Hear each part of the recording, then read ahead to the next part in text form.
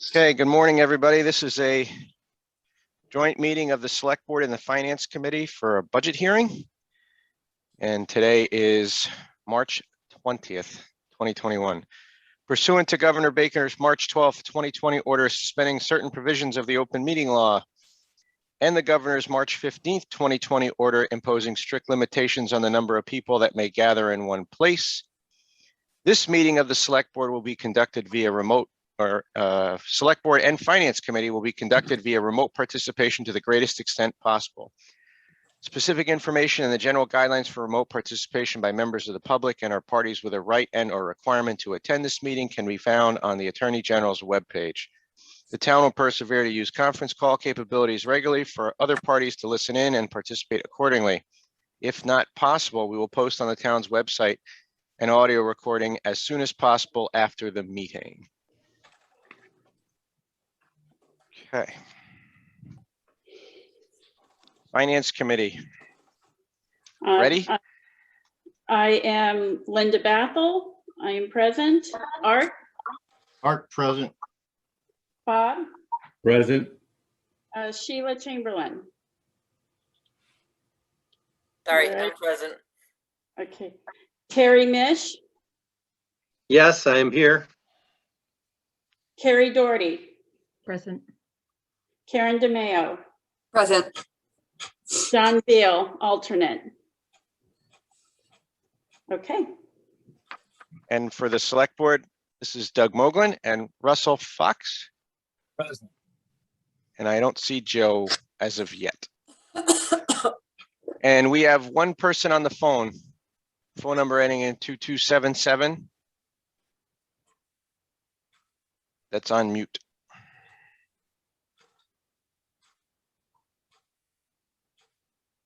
Okay.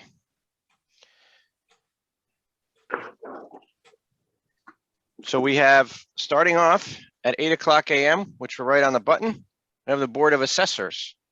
Who do we have from the Board of Assessors today? Paul Conley, not Ronnie Conley like it says on the thing. We can actually fix that. I don't have to. I'm retiring anyway, so. This is my last hurrah. Oh, there we go. Thank you. You're welcome. Guys are okay. The floor is yours, sir. All right. Well, it's pretty much the standard budget that we turned in last year. We just had a little increase for, let's see, Cartographics bumped us up a little bit for their work. Everything else is, pretty much same as it was last year. Everything's going well within the, department and getting a lot of new growth, a lot of new stuff on the horizon coming up. So other than that, we can live with what we got.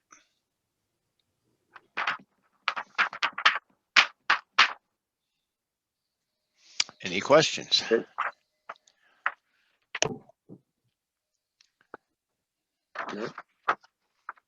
I think Paul just set the tone for the day. That's right. Everybody's got 2 minutes. Well, that's why we want to go first, because we get in and out of there quick. We can get back to raising you guys money. That's doing what we do best. So Got it. So yeah. Paul, just one quick question. Do you have pants on? Or are you in your pajamas? Close your eyes. No.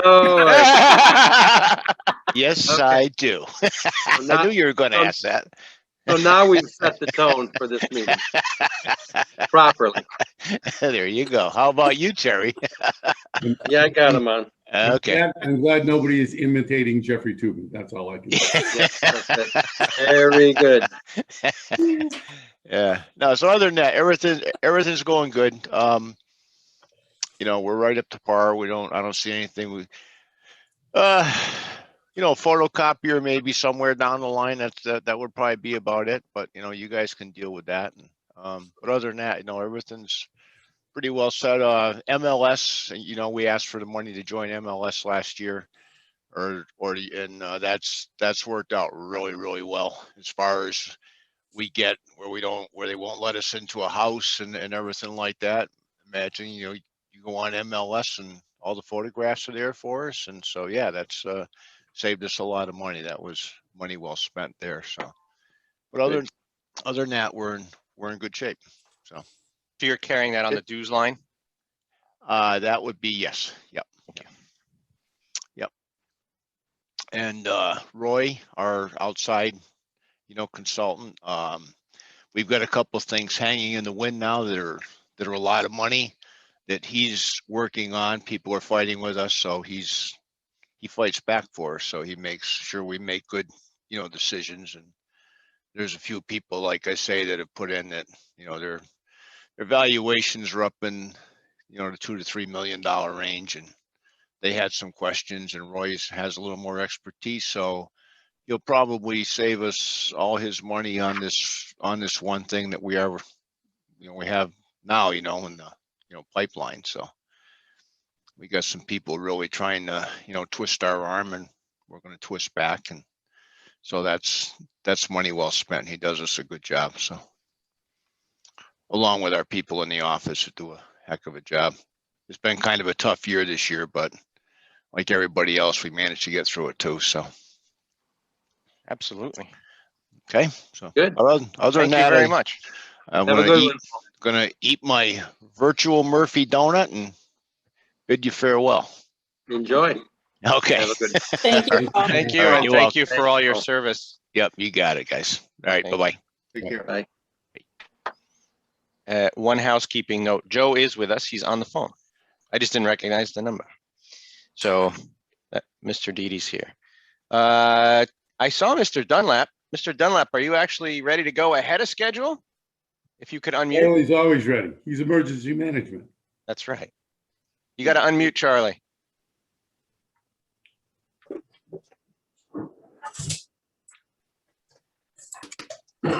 He's muted. Charlie, you're muted. Oh boy, he hit the wrong button. There he is.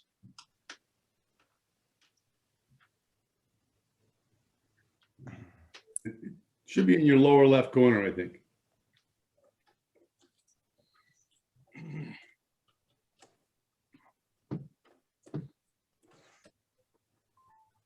There you go. There Okay, you go. here we go. It just appeared. It was not visible. Okay, I'm ready to go.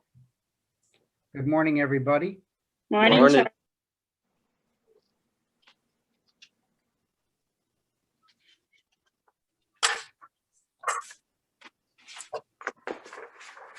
Floor is yours, sir. Am I being heard? Yeah. Yeah. Okay, No, all right. We'll start with the assistant director's salary. That and the director's salary was left blank. Back on 9/29/2020, the town council came up with a job description, part-time emergency management director. It should be attached, and this is what it looks like. And should be attached to the budget. It gives essential duties and responsibilities, supervision. It is 3 pages long. It is very extensive. And it's preferring that I have a master's in public safety degree or a bachelor's. And there's a lot of other stipulations that are required for the position. So with that, I'm looking at other communities, and with what is required for the job, the present salary has been very limited and not sufficient for the hours. The job is a 24/7. There's no holidays, no vacation, no sick pay, no insurance. It's all on a stipend. And for a commitment like that, it's tough. It's rewarding, but it's also one of dedication. I've been in the job since 1992 and assisting since 1990. So with that, I feel that the salary or stipend is way under what is required for the job. So I will let that up to you for your thoughts between the two assistant directors and myself, we're looking at, just as a suggestion, $3,500 split between the two assistant directors, and somewhere around $20,000 for myself. And all I can say is I've been in the job, in the position for many, many years. With that, we'll go to the next line, vehicle maintenance. COVID has really set us back this year. Several of our members are double high risk and not available to get out and do what we've been doing. We've been doing mostly everything is Zoom and training meetings and computer related. The town hall's been closed. The EOC has been activated only once this year, and it should have been activated many times with severe weather. So with vehicle maintenance, we're looking at $4,725. We have a lot of things that have to be done. There's tires, there's batteries, and we have your regular routine oil changes. We have three generator trailers, one military deuce, and one mobile communications vehicle. Internet, that is questionable because I am not getting the bills for internet or cell phone service. That is done through accounting, so I have no idea what the expense or cost is. So I just filled in $720 for internet and $750 for cell service.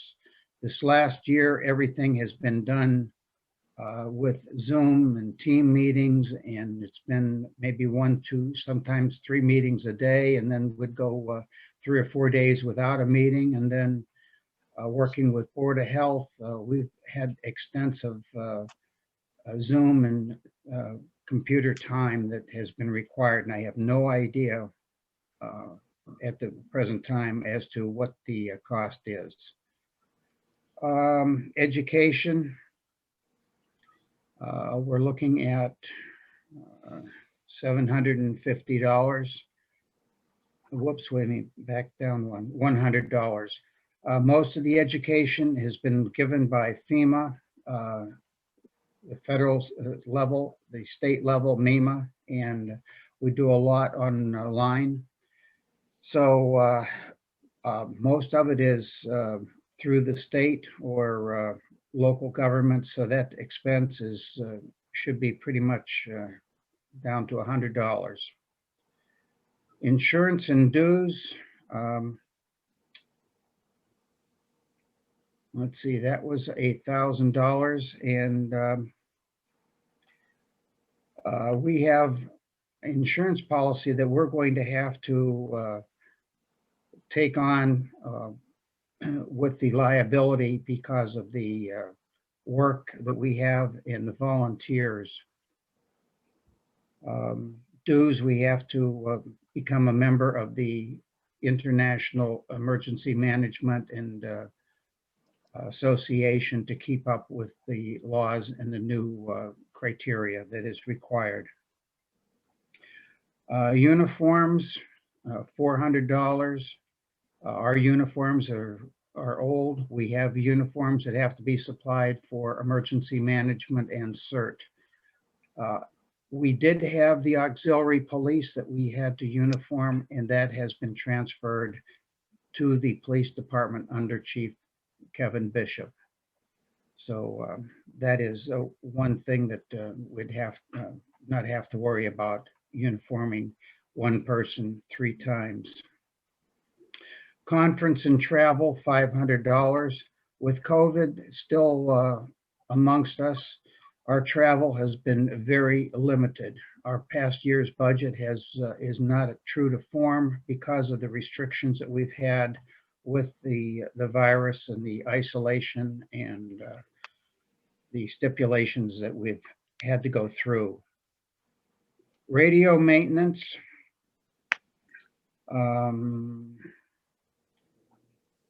that is $800. Now, with the talk and discussions of regional dispatch, I do not know which way it's going to go, but it's going to affect us substantially one way or another. If we do not go regional dispatch, everything is status quo. If the police and or fire department goes digital P25, that's going to require changing of radios because our radios are not P25 digital compatible. So that there is up in arms, don't know which way we're going.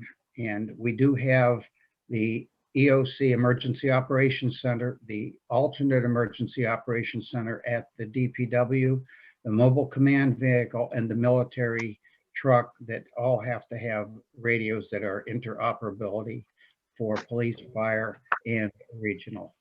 Excuse me, Charlie, can you give us any idea of what that upgrade would cost to go to your radios? I don't know, because if they change frequencies from VHF high band to UHF or 800 megahertz, it's a whole new ball game because it's going to be antennas. The cables will, feed lines will have to be changed. The antennas will have to be changed. There'll be tower work required. We have 2 towers, one at the DPW, one at the town offices.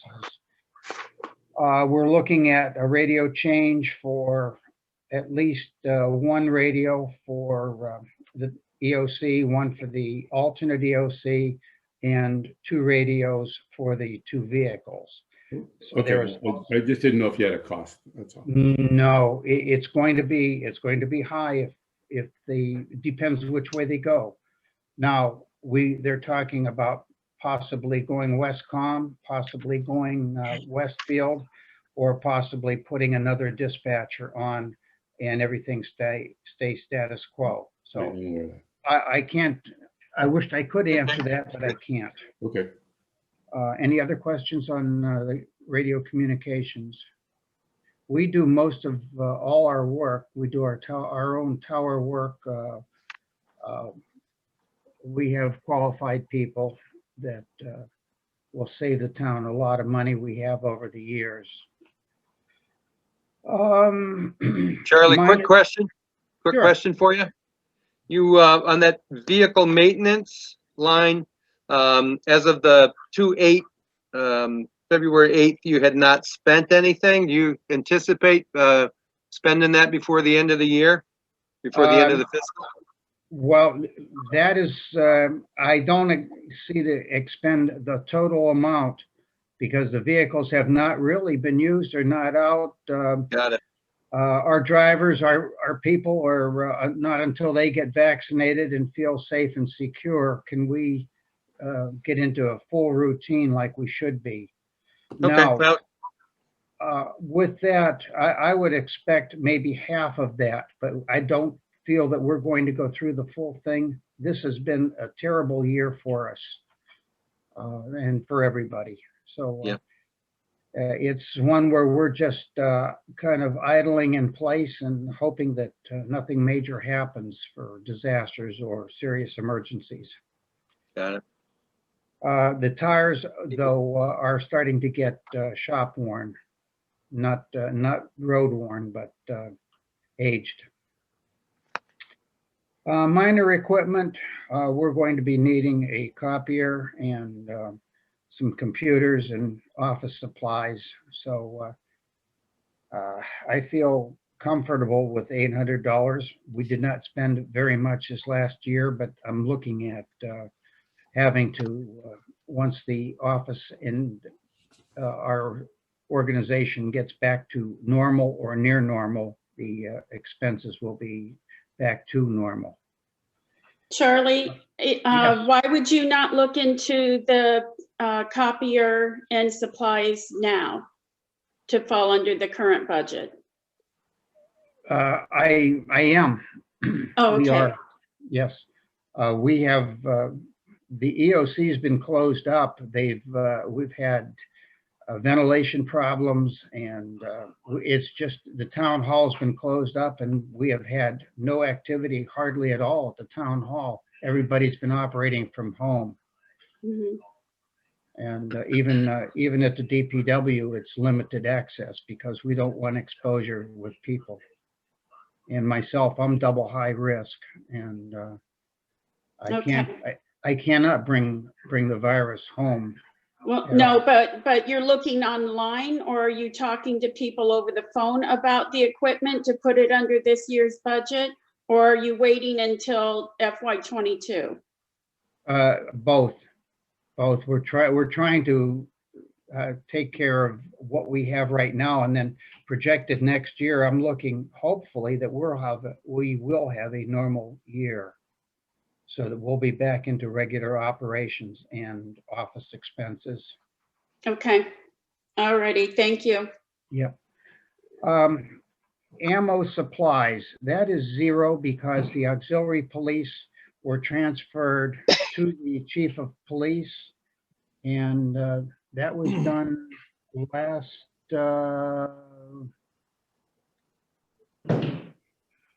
last September, no, last June, I believe.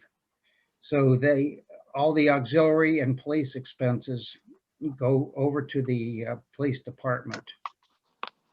So we no longer have, that was 9/15/2020 that the auxiliary police were taken out of emergency management. And this is all done because of the state police reform law that was passed. And there's a lot of stipulations and mandates that had to be done, and they felt that it was better that the chief of police had more control over the requirements.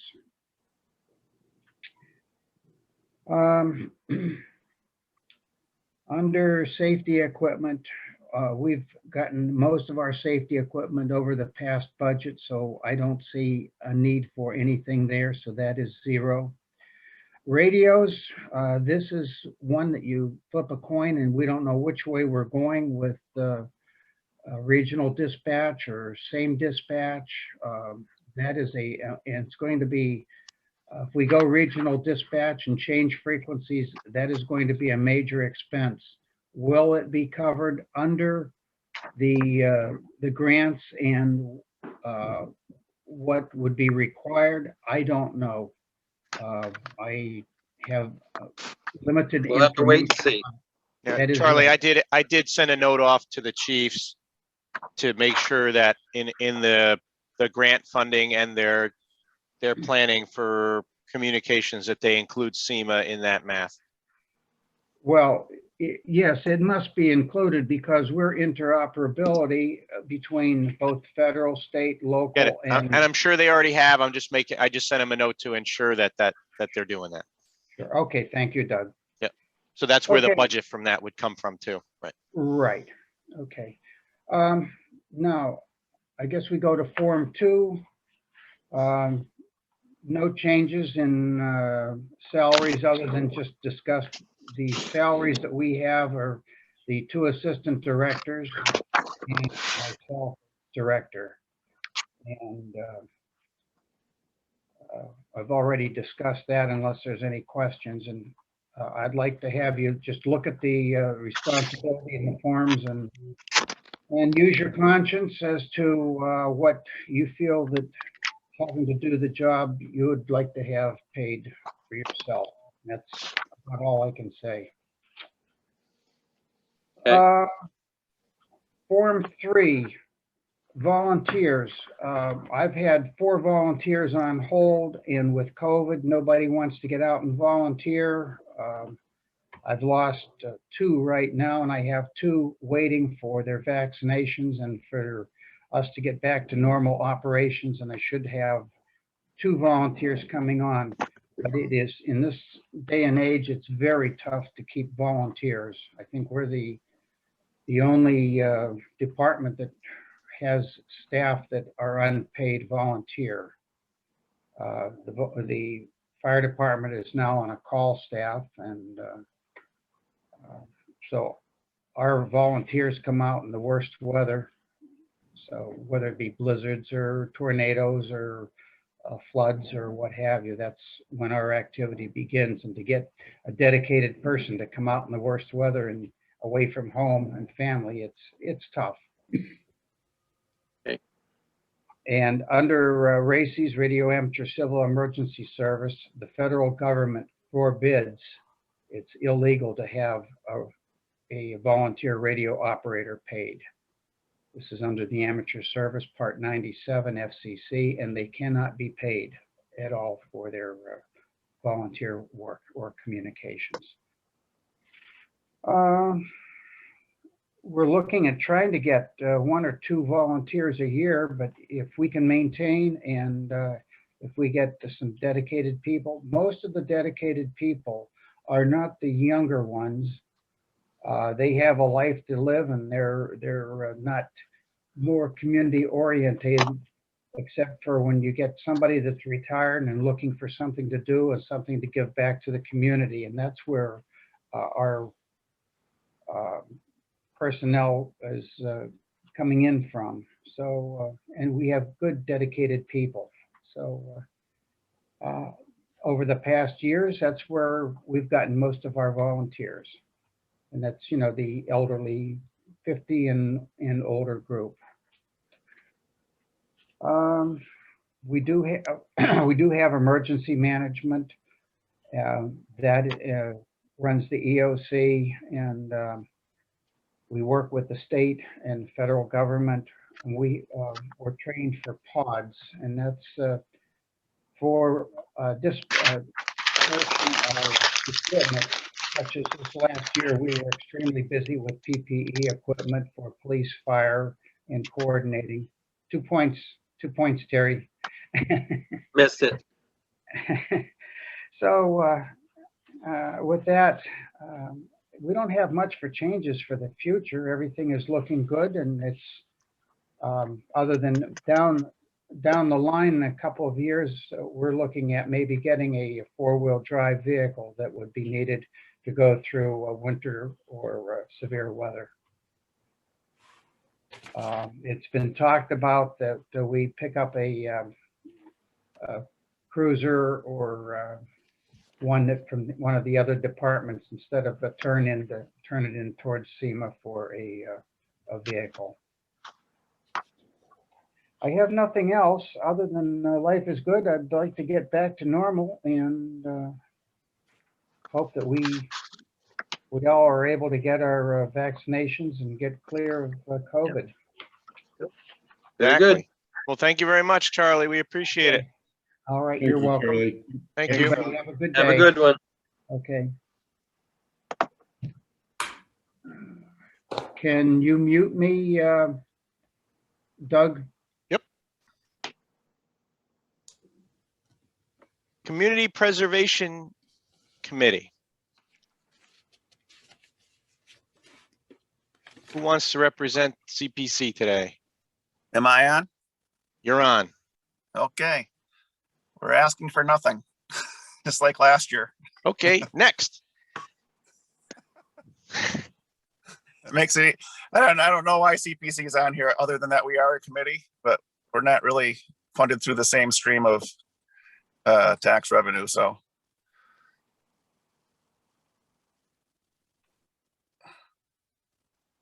Question. Are there any big projects in the pipeline? Yes, right now we have a few. We have a project at the old library, the restoration, some windows being replaced. And the select board has come in with some roofing projects. One of them, I think they're looking for bid estimates for the police station roof in Belfry Tower and the town hall. And right now, I think that's what we have on tap. Okay, thank you. Sure. Didn't we sell the old library? Isn't Tynick? Yes. Yes, but people can come in and restore places that are historically significant to the town. So that would Oh, and they Yep. can apply, a Right, private they've citizen applied. Correct. can apply for the, okay, Same thing with the, like the cigar factory and, which is owned by the Historical Society and the Morehouse, right? They're private entities outside Okay. and the library, we sold the library and they then applied under, because it's a historical building, under the historical part of CPC to refurbish the windows in that facility. okay. I was thinking the Morehouse is more of an organization that's open to the public, a museum type of deal versus Tynick purchasing it for its headquarters. Okay. All right. Yeah, CPC can be used for, I think what it was originally billed as is keeping the town in its rural agricultural historic feel. So, Mr. Chairman, I would just add to Karen, what Karen is alluding to is that the purchase price of the old library was reduced considerably because it was going to be a private, and that was one of the reasons it was reduced considerably. Okay. oh, Good use of Yeah. money.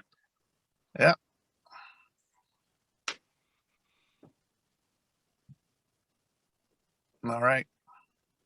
Okay, well, why don't we can move right into Conservation Commission. They're at, what do you know, 8:30. And I thank you for keeping us together on that. It's for conservation, we're looking for a level funding.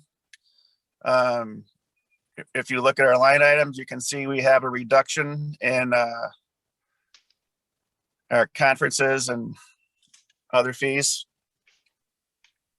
But we are asking for an increase of hours for Dennis. He's been doing a lot of volunteer work. We spoke with Sheila Chamberlain as a pre-conference a meeting to give her some understanding of the work Dennis does. He is invaluable to the Conservation Commission and has gone over and above his job responsibilities. But that means he is putting in extra time. He's gotten considerable amount of grant money for the town, more than basically what his salary is covered by. And he's also done some, what do you want to say? The open space plan, was touted by the state as, a great example of what open space plan should be. So he's done considerable, great work for the town. And we'd like to see him be able to be compensated for those things.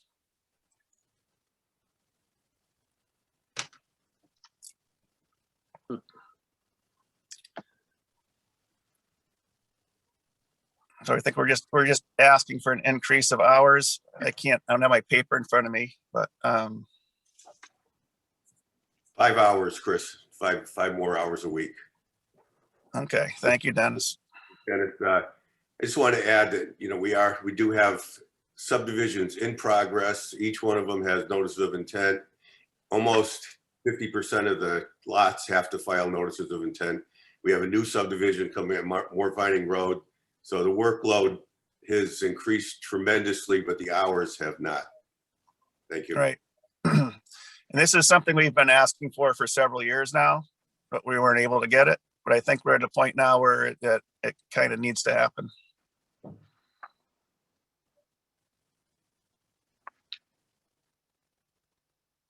Does any of his salary get paid out of CPC? No, No. he's a Doesn't volunteer for CPC. Volunteers don't get paid. Okay. Yep.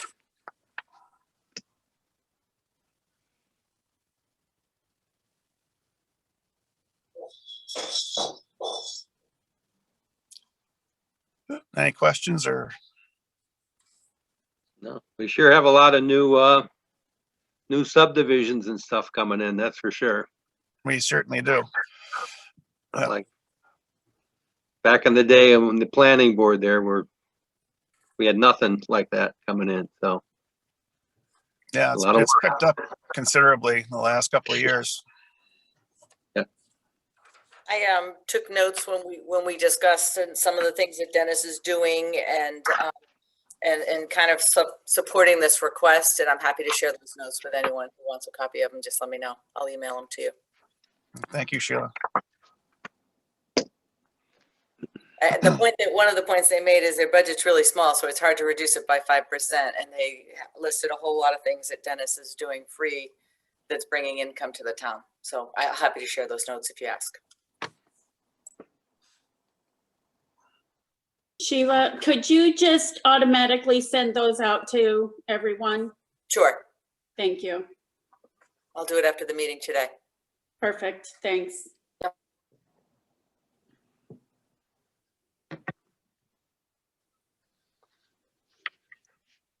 Any other questions for conservation?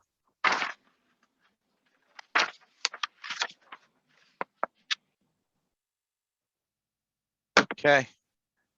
We have Agricultural Commission. Thank I you. saw Mr. Hanson. There he is. I am. For some reason, the screen is showing my wife's name, Juliet, and it won't let me change to my own name. Anyway, here I am. Good to see everyone this morning. We are asking for a little more money than last year. Just a quick reminder that last year was the first year we had any budget at all. So we're trying to kind of get up to capacity, you might say. A lot of the we've been relying mostly on on volunteers and donations, and as I say, deferred maintenance. But this year the community garden really needs some work. A lot of the fence posts are broken. The gates need to be rebuilt. One of the commissioners, Dan Cook, recently bought some materials that we'll use for that, but it's probably going to be more. And it's really, I feel it's important. Last year, all the garden plots were rented, partly because of the pandemic, I'm imagining, but hopefully most of those folks will be back this year. The other big issue there is the well, which has run dry 2 out of the past 3 years.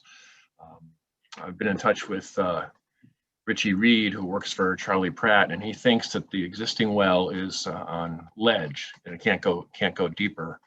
So he said he's going to look into it. I'm not sure exactly where that's going to go, but that would take some funds if we do need a new well. I sort of launched right into some remarks. Did anybody have questions? Bert, how you doing this morning? Good. How are you, Art? Good. I just had, the well issue, you had a well there this past year. Is that correct? Yeah.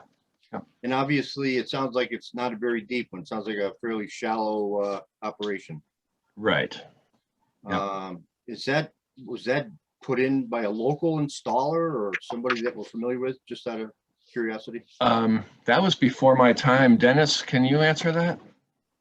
Yeah, that was put in by a local installer, and he's looking to see if he can go any deeper with the well. Right now, it's a Magny. Billy Magny dug it, and it was Richie Reed is the guy that put the well in. We're not sure because there might be ledge under there. It might not be able to go any deeper, but they are investigating that for Bert. Yeah.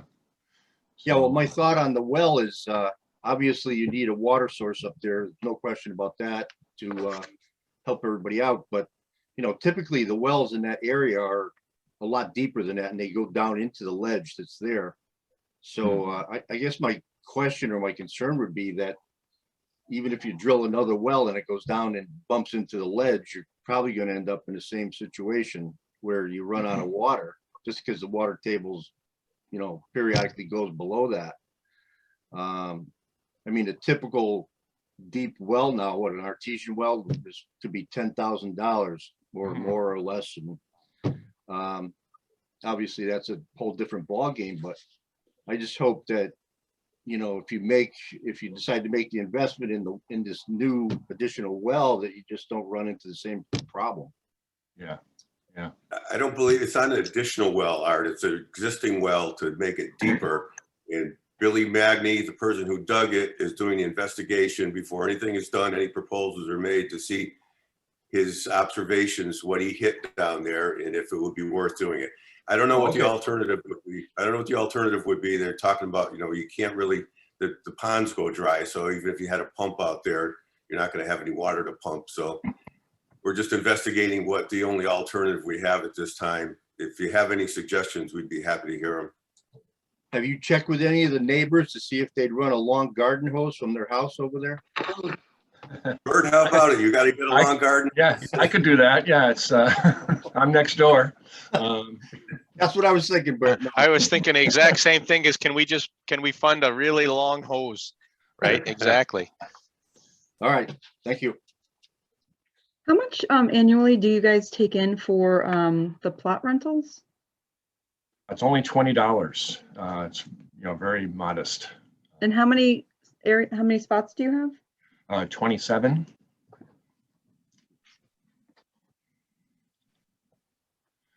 And a lot of the folks, this probably go is, you know, obvious.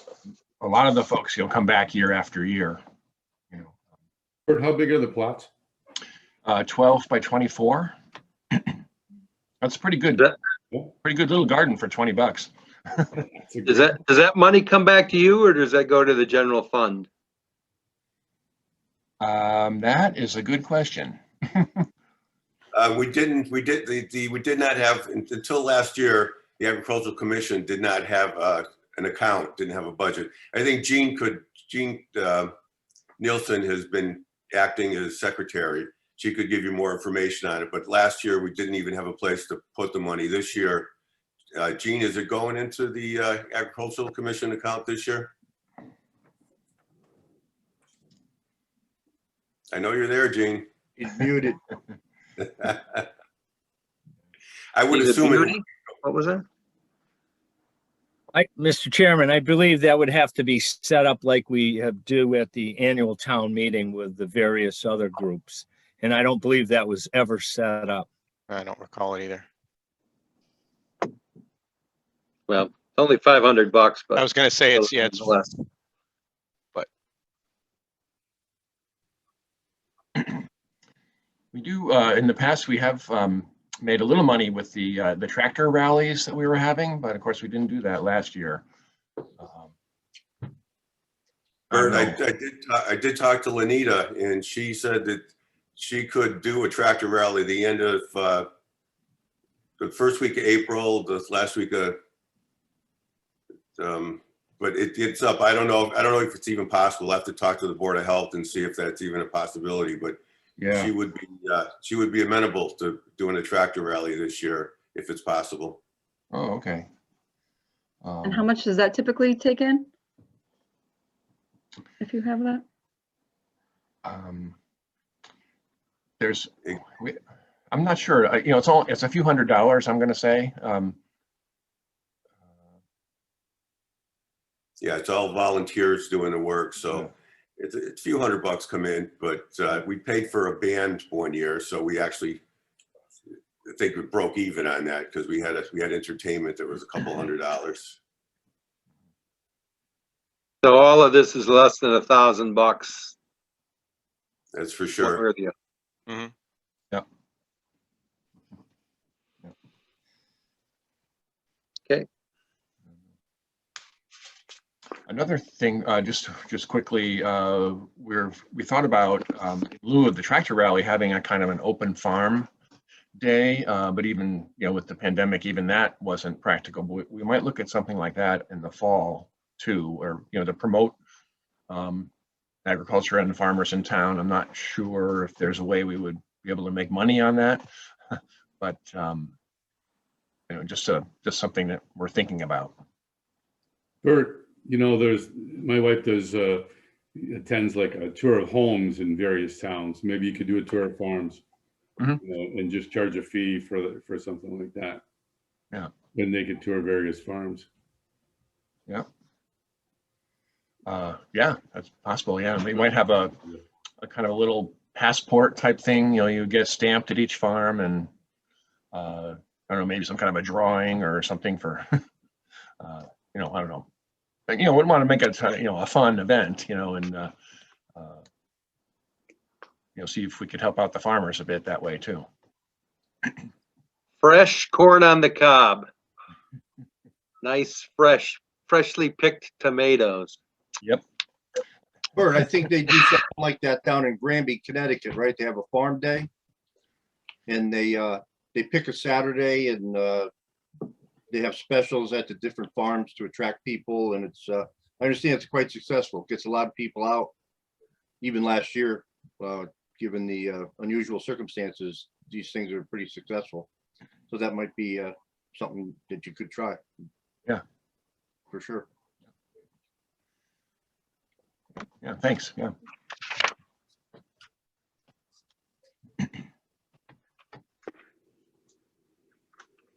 Okay, well, thank you very much. Okay. Thank you. Always appreciate the opportunity, you know, to tell our story. Thanks, Bert. Okay. Thank you, Bert. Have a good day, you guys.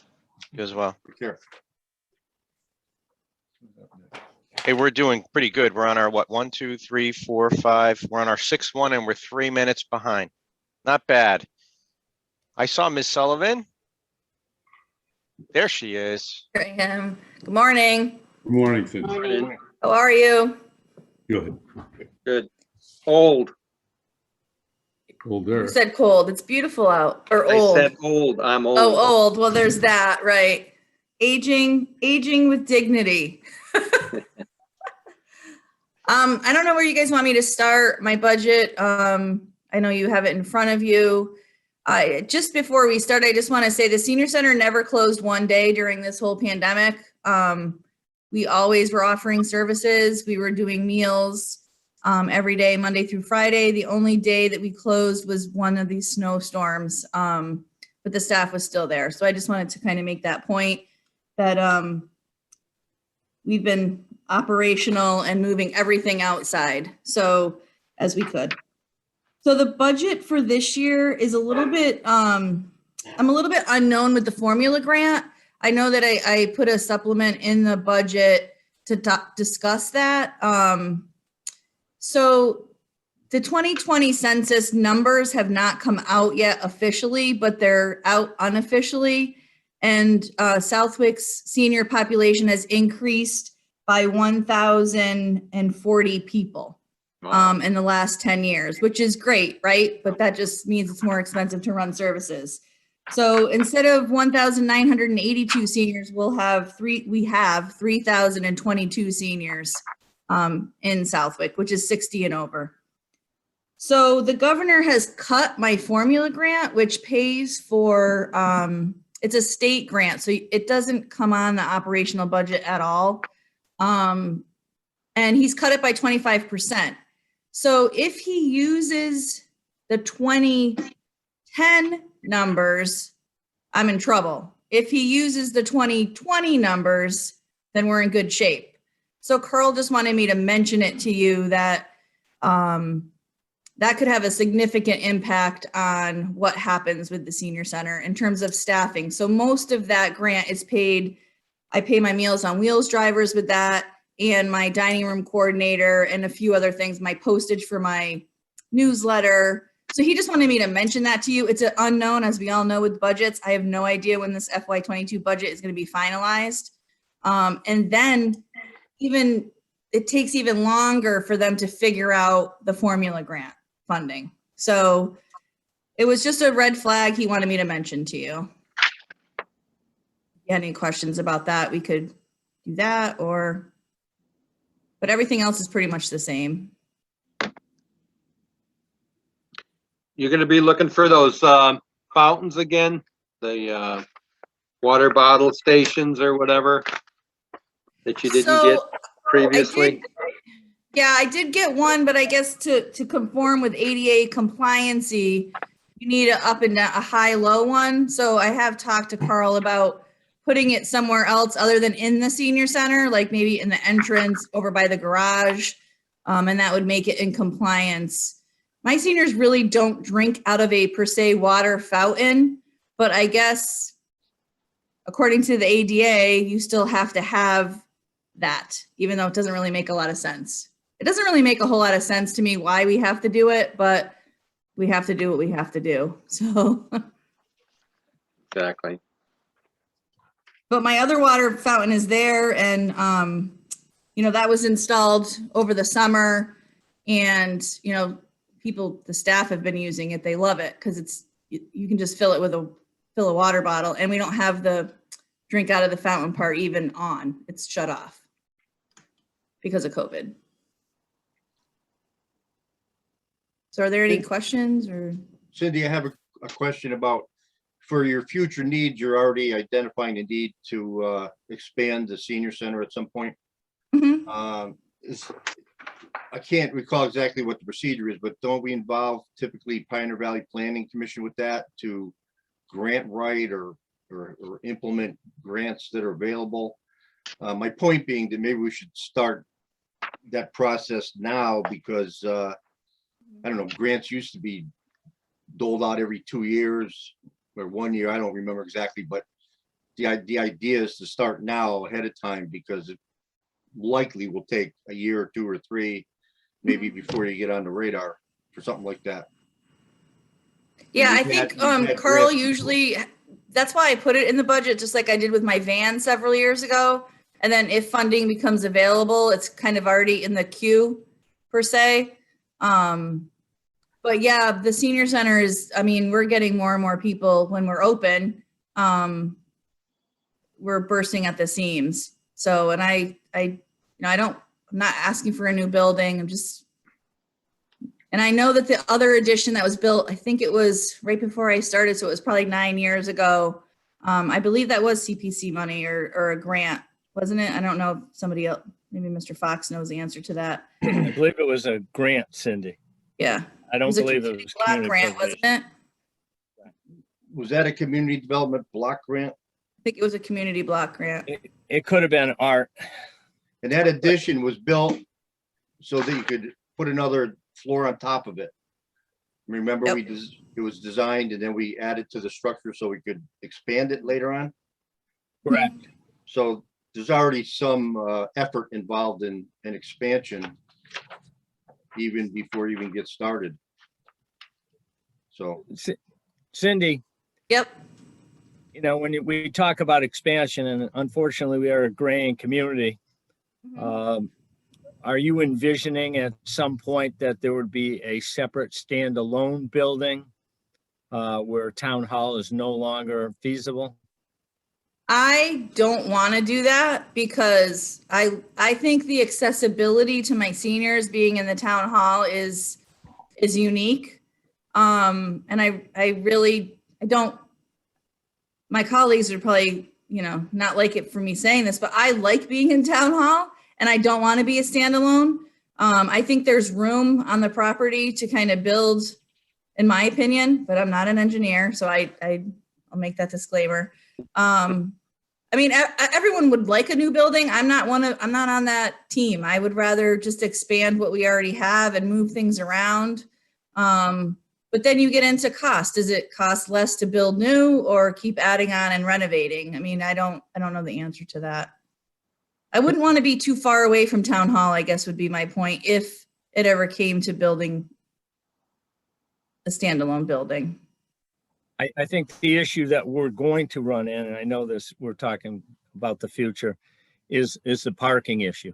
We're already maxed out with parking at Consolidated. And unless we were to procure additional land, maybe neighboring land, and art, maybe that's something we should start looking at. Because there has been some talk with one of the neighbors of purchasing some land, and this might be something that we'd want to start sooner than later. Yeah, I'm using every inch of the senior center that I possibly can right now.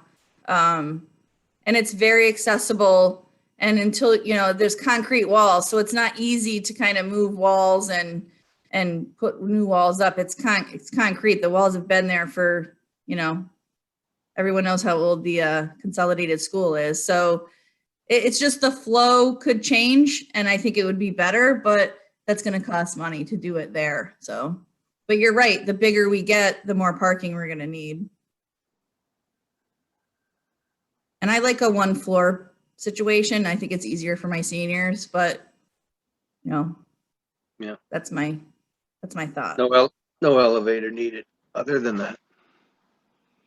Yeah, I mean, we have one and we can utilize, but that's one of the reasons the elections removed, right, to the senior center was because it's easy, it's just more accessible if things are on one floor.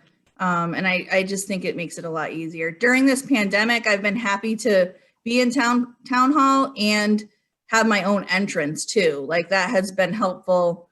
I put a doorbell in. So my seniors don't even, no one even needs to go over to the side where the town clerk is.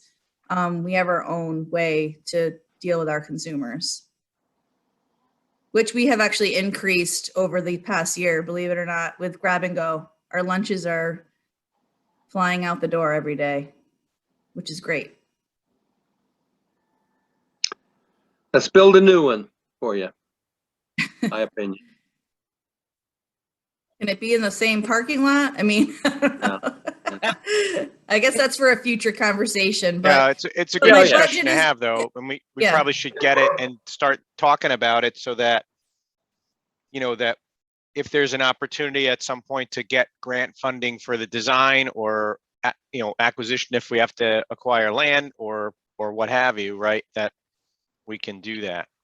There's a lot of federal money that's gonna be spent coming up soon here, so we can maybe get a hold of that, some of that. Mr. and Mick, senior centers are on the radar more now than ever because of this pandemic. So, you know, that's a good thing too. I mean, senior centers have been working hard. Not a lot of press on that, but it certainly has been happening across the country where senior centers have been the place where seniors are going for many, many different things. So Cindy, I had a question, going back to the state funding. Yep. How often do you report to the state what our senior population is? So I don't report it. That's done by the census. So it's every 10 years. So any grants, anything that I apply for or receive is all based on that number for 10 years. So I've been using 1,982 since I started, which that number came out in 2010. So now the new number will be 3,022, and that's multiplied by a number. So right now I get $12 per senior, but he's decreasing that to $9 per senior, which again, depending on what numbers he uses, because it all depends on when they actually officially release those numbers. Okay. Yeah, so that they're out, but not out officially. So any funding right now is still based on 2010 numbers. Okay. Which doesn't really doesn't make sense, but that's kind of how the state and federal government work. They don't always make sense with what their numbers are. It rarely makes sense. And I think he's doing that because a lot of communities have grown. Their senior populations are exploding. Mhm. So, you know, if I took 3,022 and multiplied that by 12, boy, that would be great money. I wouldn't even have to ask you guys for half the money I asked for. But Don't say that. but he's smart enough to know that, right? So he's cutting it now and projecting that those numbers are going to go up. So if he uses the right numbers, I'm okay. If he doesn't, I'm in trouble. So Okay. All right, thank you. Yep. Anything else? Anything else for Cindy while we have her? You and put you on your video. You ready? Okay, I'm ready. Well, thank you so much for all you've done throughout this last year, Cindy. I know it's been an arduous year. It has been. We got through it. So there's a light at the end of the tunnel. And we're pretty sure it's not a train.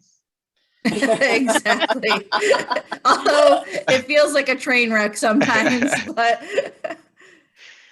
It's an we're old just here man, to it's help an our old man seniors. with, It's an old man with a flashlight. That's right. Hopefully he's That's right. carrying a syringe with a vaccine, right? There you go. All right. Well, There thank you go. very much. Thank you. Have a good day. Okay. Cultural Council. I'm under Dennis. It's Susan Kohansky. I'm using Dennis Clark's computer. Can you hear me? Yep. Yep. Yes. And see you too, Good. unlike Dennis. See my pony in the background? Nice, yeah. That's not Dennis. It was the backside of a, never mind. Oh, Just kidding, Dennis. Yeah. Okay. carry on.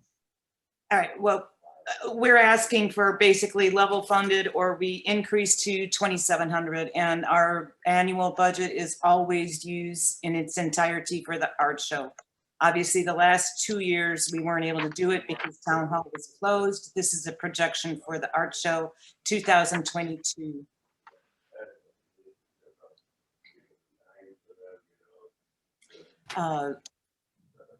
What we did with 2021's money is we did fund a cooperative effort with the Agawam Cultural Council to televise their Applause series, which is a concert series, and Channel 15 here in Southwick has been simulcasting it when it was done live, as well as running video. So we used some of 2021's money for that.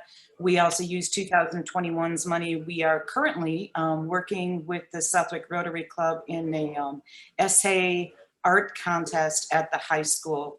What is the effects of COVID-19 on the high school experience? We will be announcing the winners of that contest Friday, a week from yesterday. More information to come on that. But for going into 2022, we are ever so hopeful. I mean, we're looking at the end of April, beginning of May for Art Show 2022. Good.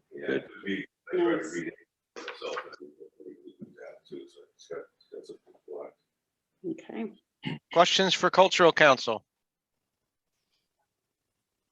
Yeah, yep. Okay. Well, thank you very much. You're welcome. All righty. you. Thank you.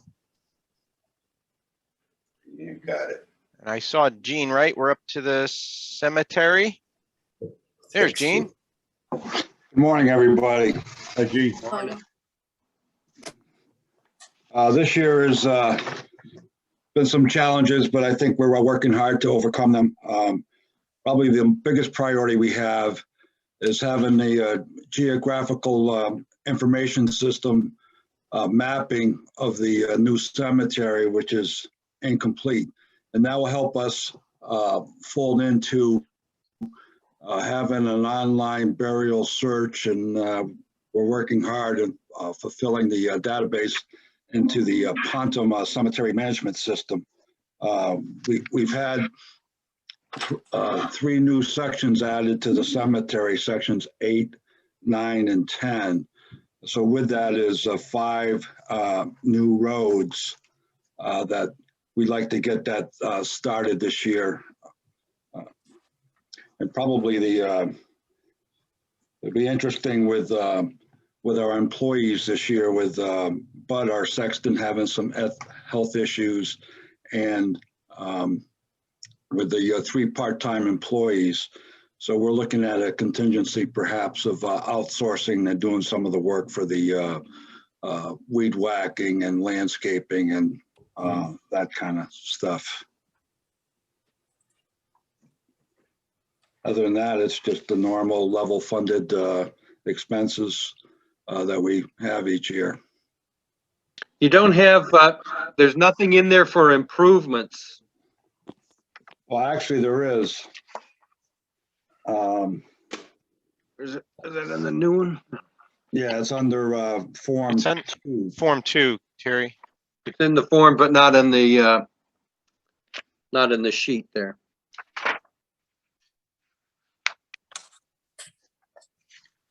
Wait, what are you talking about? Form 1, Terry? Yeah, Form 1, there's nothing in there. That's all I'm just asking about. So it's in Form 2 is fine.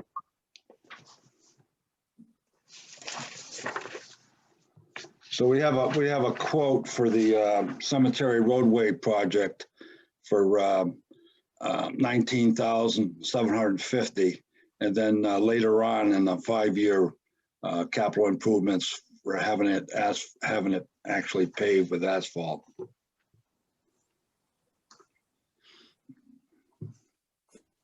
And then also in the 5-year would be the existing garage.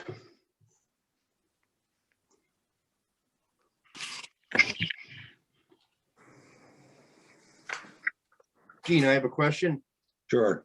Does the money that you raise from the sale of plots, does that make any kind of a dent in the budget at all? Or not really? No, I don't think so. Because there's actually, up until we did the new the expansion, there was no available plots. Yeah, right. Okay, that makes sense. That's kind of what I was thinking.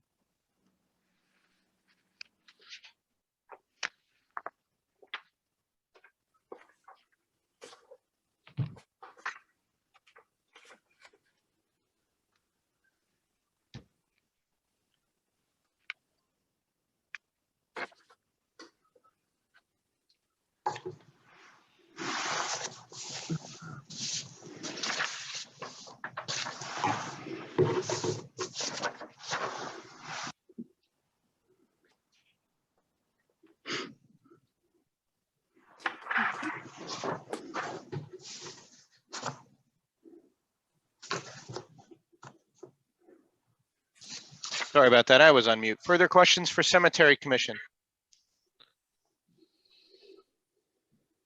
Okay, thank you, Gene.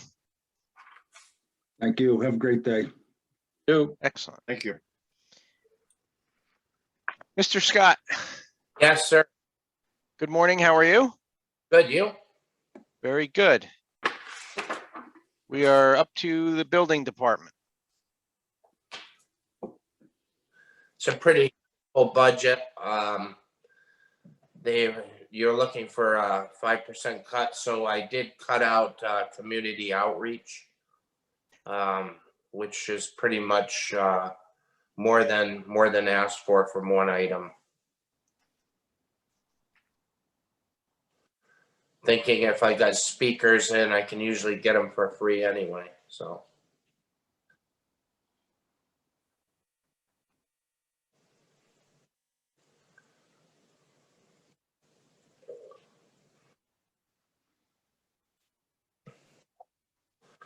Not much. And you have no upcoming capital type equipment or anything that you guys need? No. And for future projection? No, there's nothing coming up outside of that computer program that was a swap with the iPlan table and actually a savings. So no, there was nothing. And I increased the permit fee department, so the department seems to be running better as far as financially also.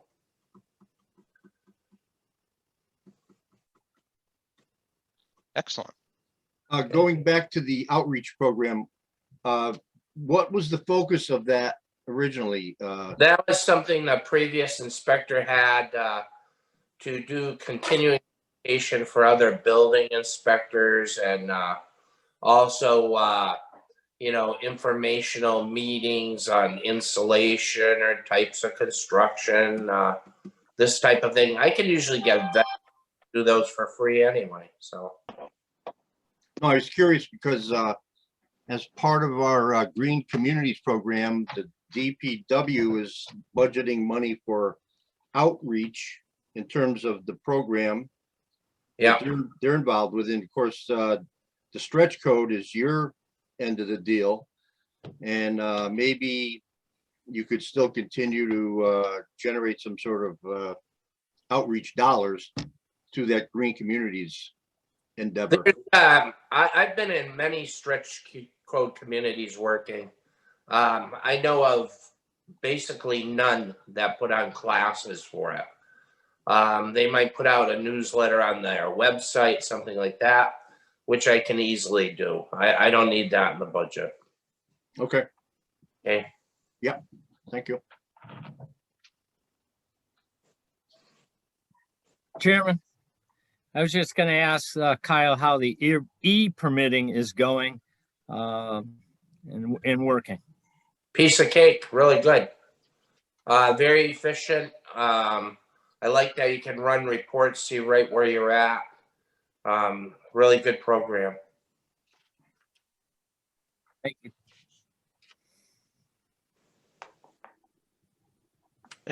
Anyone else have any questions for the building department?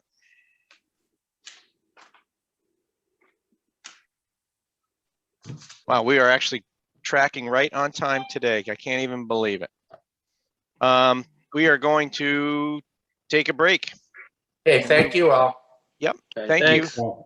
Bye-bye. We're going to take a break and we will reconvene at 9:20 with the Board of Health. Oh, goody, goody.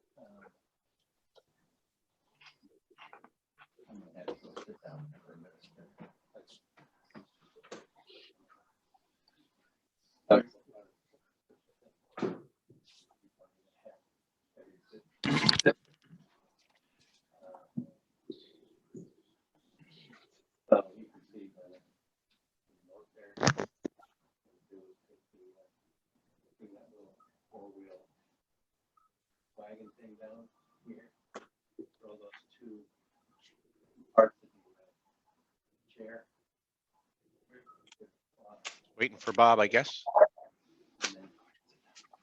One minute. Take it up front.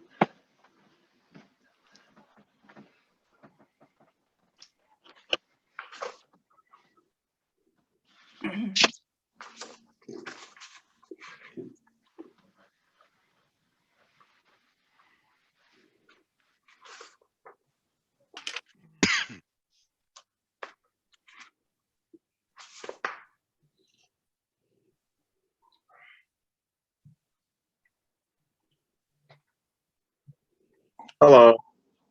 Say hi, Art. Hi, Art. Hello?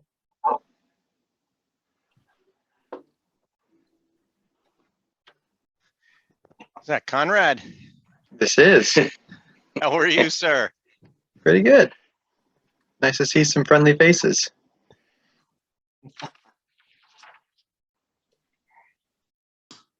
He's gonna do the rest of my, he's gonna do the rest of the meeting for me.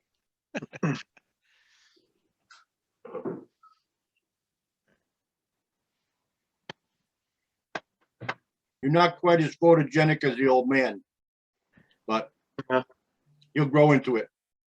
Look at there. My face takes up a lot more space than his. See you around.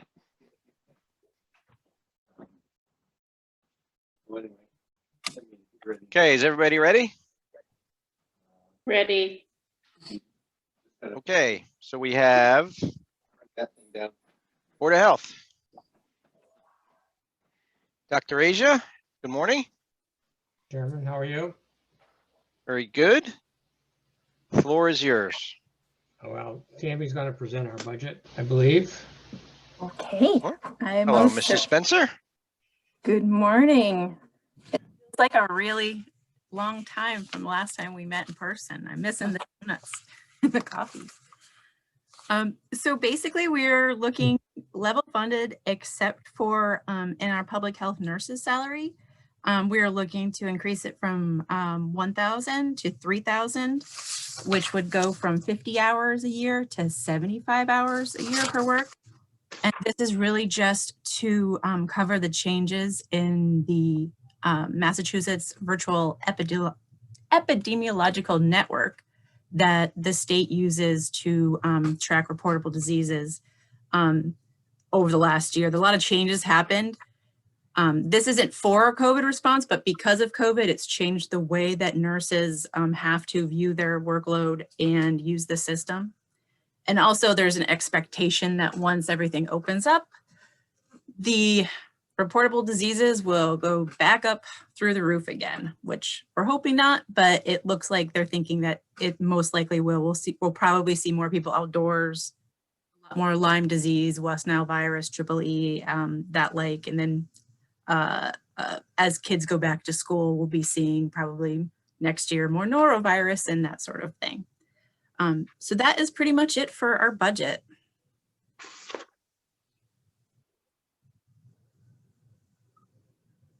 Any? I ask a question about salaries. Obviously, this year, your workload has changed because of the COVID situation. And I'm not sure if you've had to put in additional hours because of that. If you have they been covered by that? They schedule? have been either through the CARES or FEMA or through individually. I was able to get several public health grants to cover both any work I did or any extra work Jessica Pelly did for when we did mass mailings and things like that, which it's been it's been good that it's been able to cover it. So we didn't tap into our regular budget for that. And is there a date to which that's been extended where you can get reimbursed like that? Do you know if there's a date right now? Is it December of You know, Carl's been keeping track of that for me. I'm not quite sure. Okay. All right, thank you.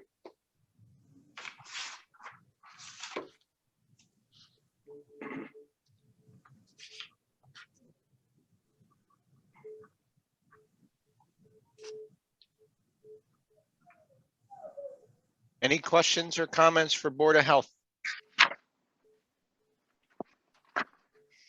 Well, that was easy. Always is. Yeah.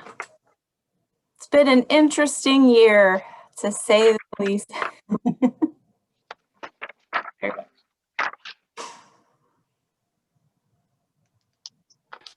Okay. Well, to the Board of Health, thank you for all you guys have done through this. You guys have been an integral part of managing and working a lot of the town's response around this, and much appreciated. Yeah. Well, you can thank Tammy for it. Thank you, Tammy. Thanks, Tammy. Good job. Thank you. It's been, there's no better way to learn about, who all of our partners are and kind of to get together and form relationships with different departments. Police is up. They have been so helpful in trying to help me figure out things, and select board. I mean, all the different departments. I feel like it's only been a year, but I feel like I've been here for probably a decade, just the way that we've all been working together, and Good. we'll continue on to the next year and it will just get better. It will. It will. Okay. He gets the opportunity, sign up and get that vaccine. There's my health plug, sorry. Yeah. Absolutely. Waiting in line. I don't know. Everyone will Hopefully have someone- their day. Even I'm available.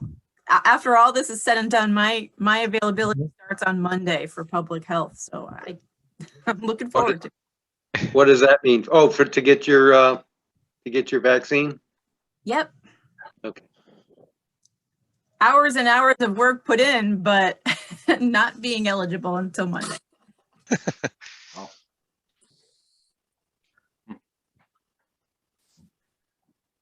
Okay.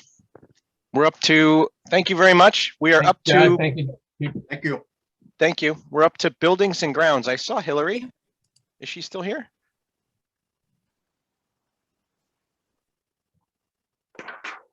Uh-oh.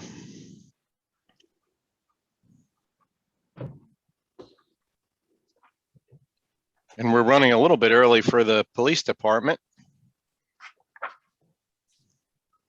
Mr. Chairman, maybe we could just make some general comments until we get Hillary on here, because she was only going to talk about some minor issues. Okay. Just so that everyone knows, our Director of Buildings and Grounds is out on medical.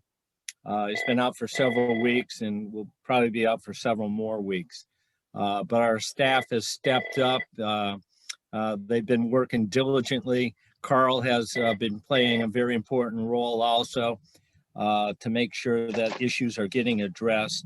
But I don't believe we're going to be able to go into a lot of detail at this particular time. But unless we can get Hillary here, she was going to go over some of the minor issues. Mr. Fox, could I ask you a question? Yes, sir.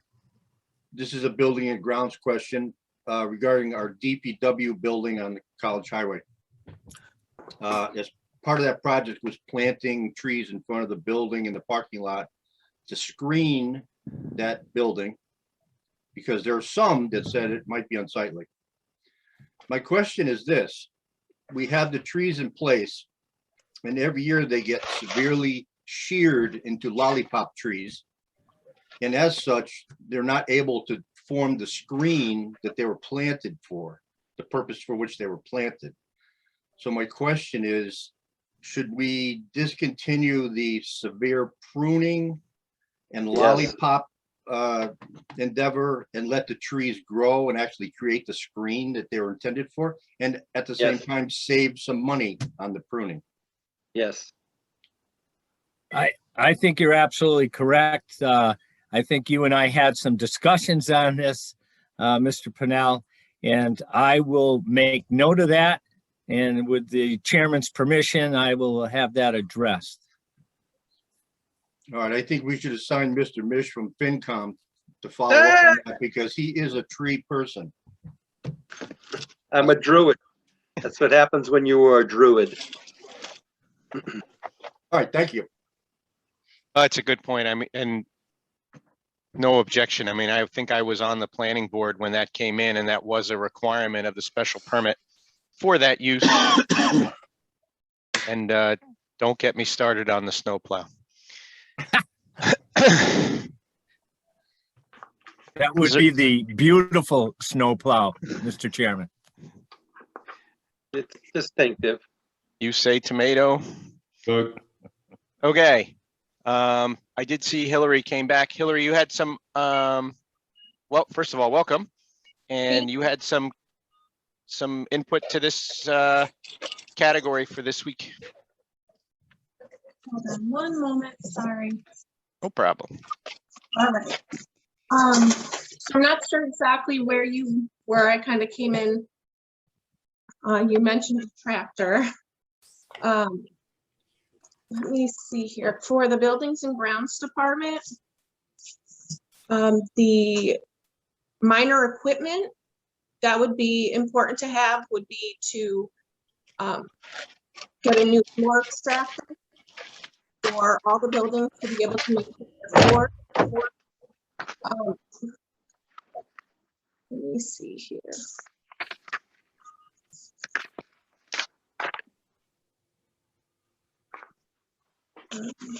Hold on.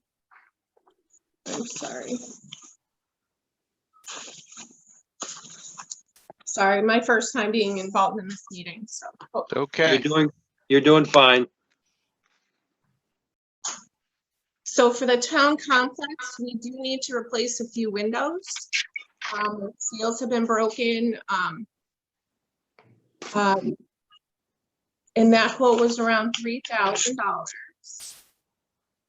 Let's see here. It would be important for the Council on Aging floor needs to be replaced in the hallway. We also have a quote there as well for $8,100.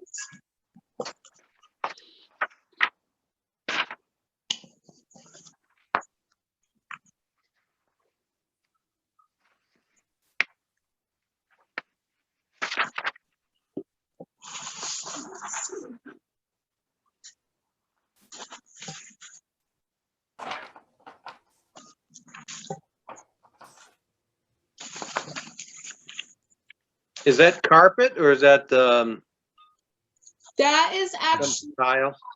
the tile flooring that runs from one entrance on the Board of Health side all the way the hallway down the Council on Aging, and continues to where the stairs are to go up to the first floor inside the town hall building. Yeah. So just the hallway floor there needs to be replaced. There's a lot of divots. The ground has settled underneath the cement. So it just needs to be re-leveled in some areas, and just in that area we felt needed to be replaced.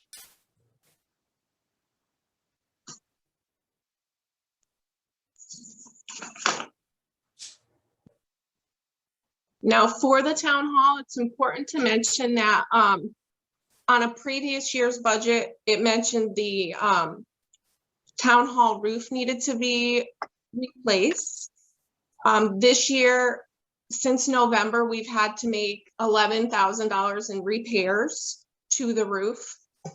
And Mr. Steinhardt just wanted me to mention that on the CPC town roof application for design was $85,000, and he resubmitted that application to the committee to answer all of their questions on that. Yeah, they wanted that broken out into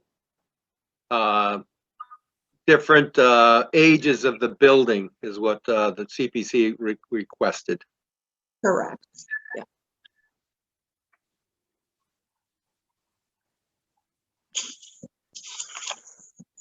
Now, as far as, let's see, I know we had said for the police department that we wanted the slate roof and cupola like assessed, because of that area of the building is an older structure, but there are areas of the slate roof that needed to be replaced. That was voted on also by the CPC committee to support that, to get an assessment taken care of this fiscal year to get that evaluated.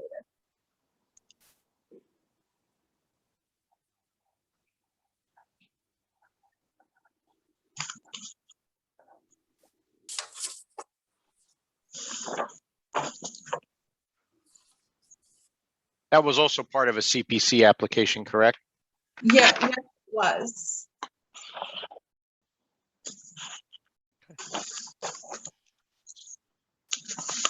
Now, I know we mentioned there's some tile floor replacement also at the police department that is in rough shape that needed to be replaced.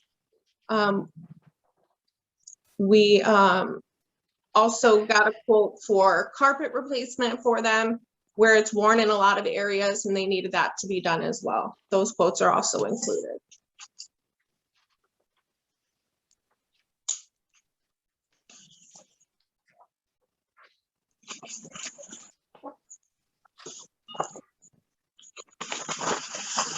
Now, we also had found that for the Park and Rec building, a previous item that was on a previous budget was to get their roof replaced. Carrie from maintenance and myself had looked at the roof, and we had thought that if we were to remove trees that were really close to the building and get those cut down to create further debris onto the roof, and then get the roof shampoo and power wash, that we had thought maybe another 5 years before that needed to be repaired, that we could buy some time by getting those two things taken care of this year. That way, we felt that it wasn't necessarily a necessity right now to get the entire roof replaced, that we could help maintain it a little longer. And what part of the building is that? That would be for the town beach. I apologize. Oh, town beach, okay. Yeah, I'm sorry. Yeah, no problem, no problem. Yeah. Great idea. For the, let me see, for the library, we noticed that there's a lot of also debris from all the trees that are surrounded. So there's areas of the building that have some mold from the trees that we felt also that should be power washed this year. We've included that quote as well for the library. And I know that I had included that through the library operational line item that there were a few bills that we've been paying out of the town hall account for the contracts and agreements that I discovered, if we could add a little extra money to the library line item contracts and agreement account, totaling $22.50, they could come out of their own account instead of the town hall account. And then the final building would be for DPW. There are some areas of their parking lot that needed to be paved and resurfaced. So we included quotes in there as well, that we felt, there are definitely some areas, even if it was broken up into sections. And that's also included in the packet, showing the square footage, the area, and broken down into sections in the quotes that we provided.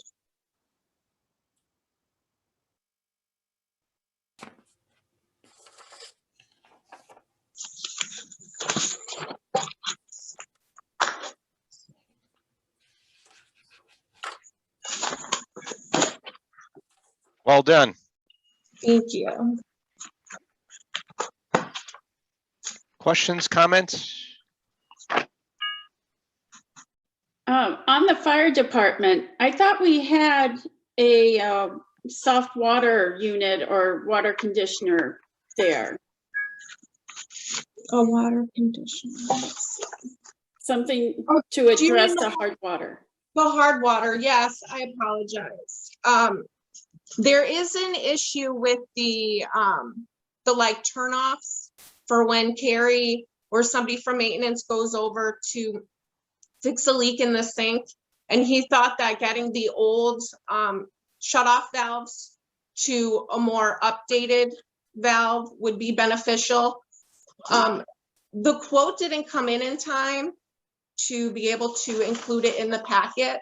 So that is why I didn't go over it today.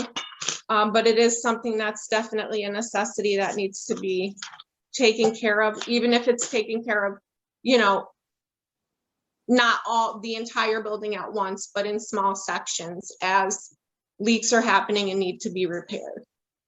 But definitely something we are still working on getting Okay. a quote for that. So we don't have a water softener in that building? That is a question I'm unsure about. I'm Okay. sorry. No, that's fine. But I will look into that. I will look into that.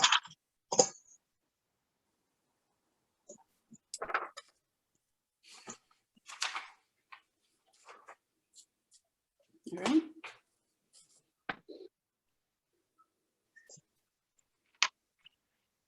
Okay.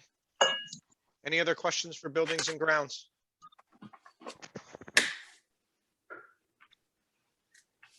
Hillary, thank you very much. Thank you. Thank Have a you. great day. Thank you. Thank you.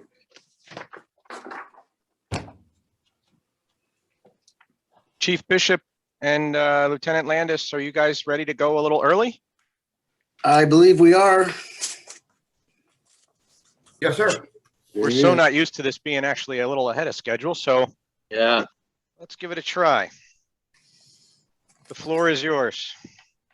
Okay, appreciate you meeting with us this morning. As we know that I've been working with Lieutenant Landis on this budget, and we're actually going to let Lieutenant present the budget to you because this will be his budget starting on July 1. So Lieutenant, it's all yours, sir. Thank you. Good morning, everybody. Morning. So Morning. I'll just dive right in, and I'm going to touch briefly on each of our line items that we've increased. And you can either, jump right in if you have questions, or at the end, we can refer to them as well, whatever you're comfortable with. So the first one is our full-time officers line item, and we're looking to increase that budget by $6,674. The purpose for this is because of we're looking to put on an administrative sergeant. Currently, it kind of morphed from our current court officer's position, who also does all of our public records, and he's in charge of our operation of all the records and the personnel there as well, plus public information and the public records requests. The biggest task that's going to be coming up, though, is going to be from the police reform bill. So we would be looking at tasking that individual with the peace officer standard of training and compliance that we're going to be responsible for. It's slowly evolving. Some of it was effective immediately, some of which really will kick in after July 1st of this year. So he would be in charge of officer training and certifications, schedule and maintain records for police officer training on top of all the court officer positions and everything. So the role is really more of a supervisory role with all these extra tasks. So Chief, did you want to chime in a little bit on how we expanded on that too? Yes, sir. Yeah, what we did is that we ran into this issue at each person that's been in this position is when this officer comes back and he has to inform other officers about their police reports not being correct or their arrest reports not being correct for what the court system. We've had a little pushback from it because, again, he is equal to these other officers. So we wanted to create the position so that he can become a sergeant where he'd be able to go directly to the patrolmen themselves without having to go through other sergeants stuff. So we're just trying to bring it to that position where we know he's a supervisor. He can go to these officers and deal with the police reports that need to be corrected and submitted to the court. And again, the lieutenant said the position has changed so much now because of the police reform that's coming up, is that he's going to have such a task, involved. It does need to be in a supervisory position because he can be over so many of the officers when it comes to doing their training, scheduling their training. He needs that ability to give them the direct orders to make this stuff happen. And this would only be making this one position going from a patrolman to a sergeant. It wouldn't be adding an additional staff to that. So the only change would be the increase on our budget. Questions? Okay, moving on. Our part-time's record clerk. That would be a budget increase request of $9,074. The purpose for this is this position has remained at about 18 hours for the past 10 years. Originally, it started with 15. It's increased to 18. Several administrations had asked for this increase in different ways, some of it being salary, some of it just an hours increase. In looking at the operations there, what we're finding is the influx of firearm permit it's been amazing, especially this past year. But what it's doing is all 18 hours are now being dedicated to that records clerk, whereas a lot of the other administrative functions that she's supposed to be working on it's becoming cumbersome in that time frame. So she's always a catch up, and mostly everything that she does, or everything coming out of that particular office, has a time frame to it.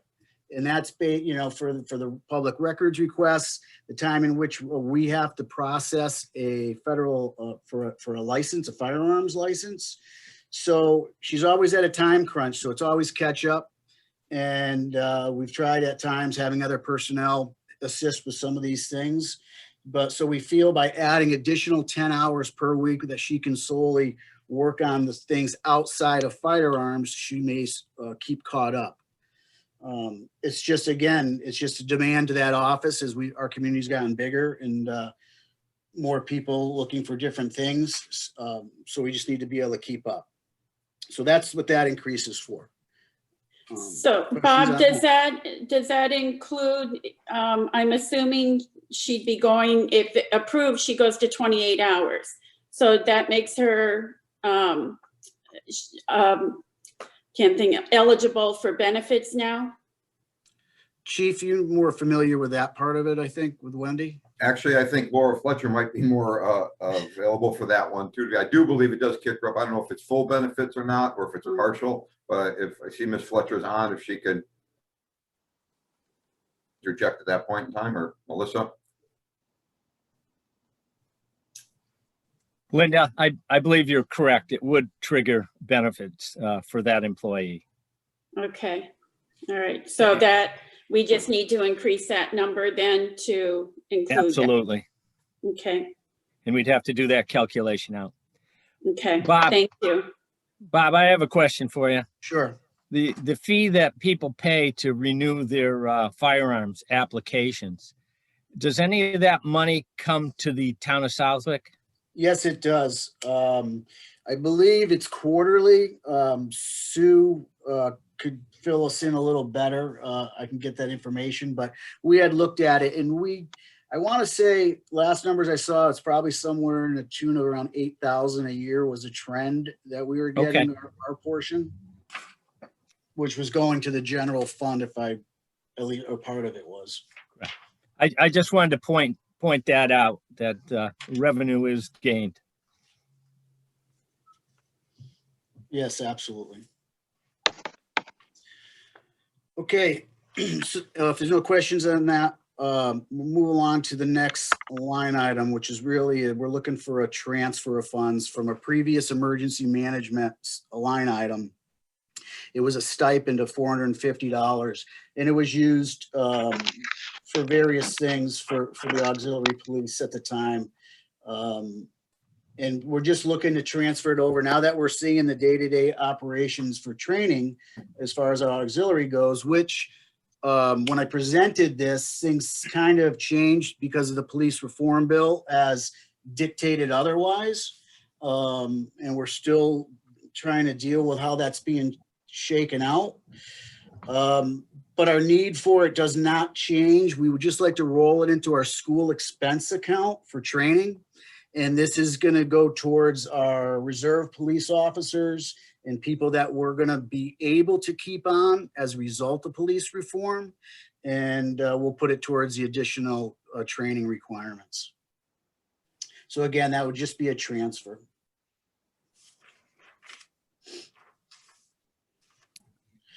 Can I just ask, Bob?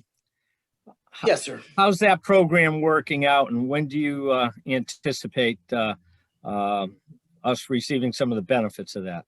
Well, I'm actually preparing a document that I'm sending to the Board of Selectmen. I'm going to be scheduled for a meeting before you at the end of the month.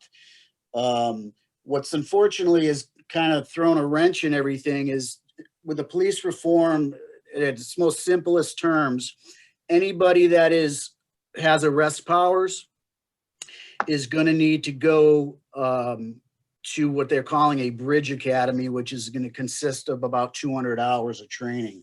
And that's if you meet the criteria to even go there. So some people are going to be exempt from it because they're no longer considered what would be a certified officer. The goal of police reform is to bring everybody up to the same standard, whether you're part-time or employed full-time. So the Bridge Academy is supposed to fill that void with that additional training if you even meet that criteria. So that's something that we'll be discussing further. And you'll have a letter from me to the board arriving this week with some overview, and then for us to sit down and discuss further. It's fairly complicated, unfortunately. Thank you. All right. So under operations, the first line item just refers back to the transfer of that stipend of $450. The next operation line item calls dive equipment services. And this is an increase of $2,285.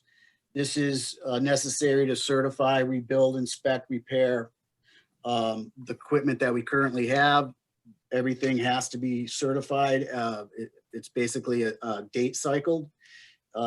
We have our tanks now that are their 5-year checks for inspection. That's something we don't always encumber, but this year that is not 960 of it will go just to that inspection. So these are things that we have to do to retain our equipment certifications. Any questions on that? Okay. Next will be medical supplies. That's going to be a budget increase of 1,925. I wouldn't think this would be a surprise to anyone with the COVID demand that's put on all of our EMS services here. And this is all request based on the 25% increase of the consumable medical supplies. And this is coming from our vendors. Next line item, ammunition firearms. That is a budget increase of $1,880.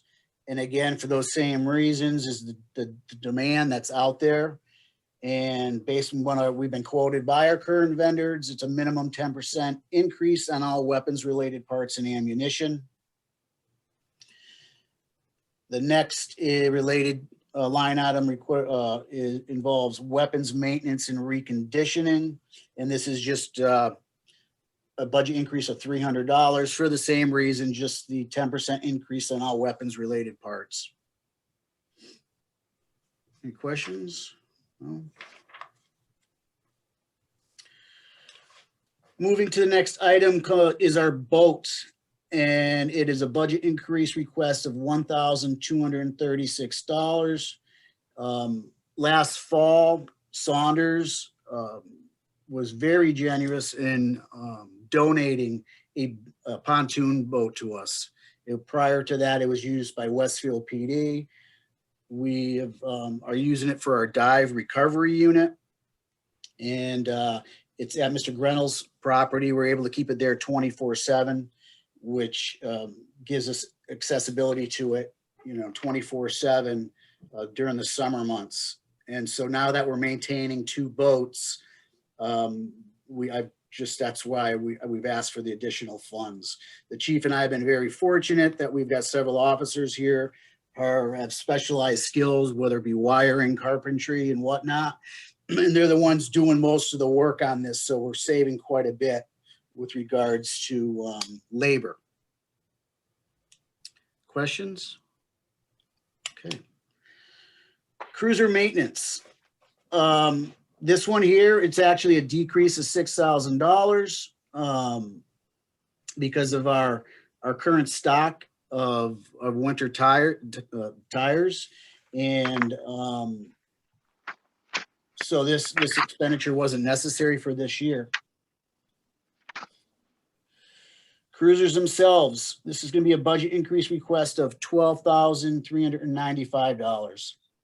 Staying with the same standard of replacing 2 cruisers each year, we're looking for funding for 2 new cruisers for 2022.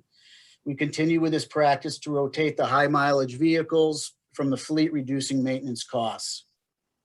Also built into this is the update of cruiser laptops, as the current ones in there are coming to end of life. They're Windows 7 machines, and we're looking to increase that to Windows 10 models. Any questions on that? Yeah, wasn't that included in your capital request, that the 4 new computers also built into the Yes. price of the cruisers? Correct, sir. Okay, so you're saying it's separate line item, or you? Well, no, it was in that capital request. We're just hitting on the same information as we did in that last meeting. Okay. The next capital line item would be our computer equipment. It's a budget increase request of $2,575. This expenditure increase would replace a computer that runs our fingerprint machine, which is in booking. It is a Windows 7 machine and it's not upgradable. This is not discretionary, and that the state is going to disconnect us if we do not upgrade it. This is coming from our IT people. Long story short, we either upgrade or we lose the ability to submit and receive electronic fingerprints. And we do that not just for booking. It's really helps in our fingerprinting for our various licenses, and it speeds up that process because you get the results immediately. And that machine actually is roughly about a total package around 15,000 when we got it. And we got it free of cost from the state through a grant that they had applied for. Next, if there's no questions, dive equipment replacement. Budget increase request of $2,155. This request is necessary to begin the replacement of our positive pressure face masks. We currently have 4. They're between 18 and 20 years old. Each unit requires yearly inspection and certification, with replacement parts becoming less and less available to us because of their extended service life. So we're looking to replace 1 mask over the course of the following fiscal cycles to prevent an encumbrance of multiple masks at one time, because again, they're at their shelf life. Okay. The next new capital line item, it's new and that we hadn't received it, but we have actually been requesting it the last couple of fiscal cycles. It's for a patrol rifle at $2,244 and a shotgun at $1,313. What our objective here is to have a rotation in which we're slowly pulling out of service our older weapons that are somewhere around 15 years old. And those will become training weapons where the new ones would go into the cruisers. Short of just yearly servicing on them, less rounds would be shot through them, so the wear and tear would be less, and it would avoid a large encumbrance down the road. We have to replace 4 or 5 guns at once. So we've been where we can using forfeiture monies, which are getting low, to keep this process going. So we're hoping that with this endeavor, that long-term, it's going to save us money. Question, Bob. Yes, sir. Where are we on the forfeiture money?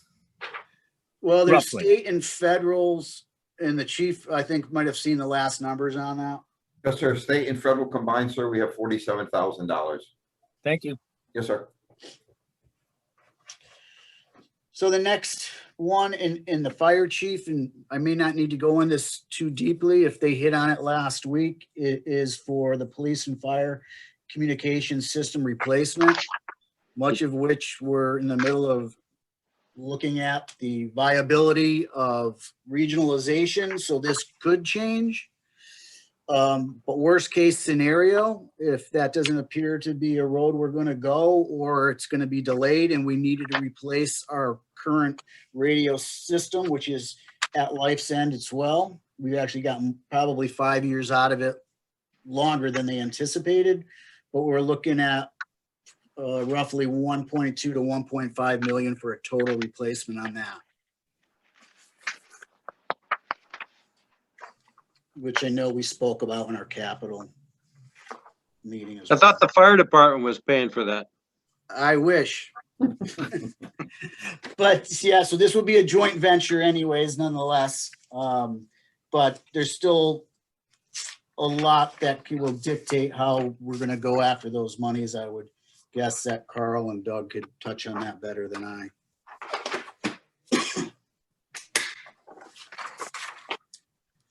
Any questions on anything thus far?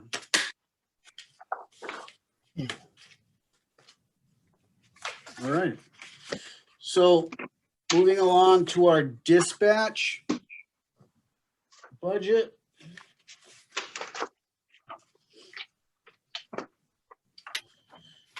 So their salaries line item, dispatch salaries, what we're looking is for a transfer of funds of $10,000. This request is to cover the salary increase of the new lead dispatcher position recently created and adopted by the Dispatchers Union Board of Selectmen. So again, that's just a transfer of funds from the overtime their current overtime budget to the salaries line item.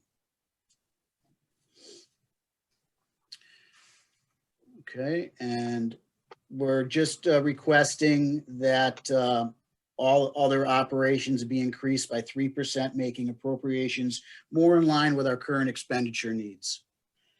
Excuse me.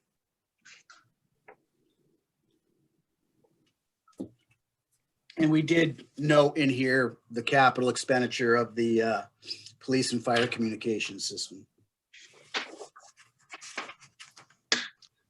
Questions? Okay. I know we have, I believe we did, I'm trying to see her, there she is. Our animal control officer, Liz Bennett, is with us. And so if there's any questions, we can refer them to her. But with regarding her budget, it's fairly simple this year. And again, just to keep up with our expenditure needs, we're asking for a 3% increase across all her line items.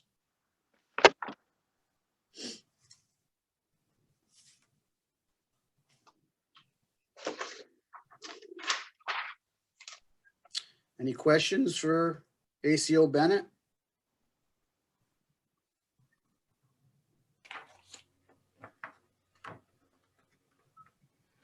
Okay. Chief Bishop, Yes, sir. anything to add?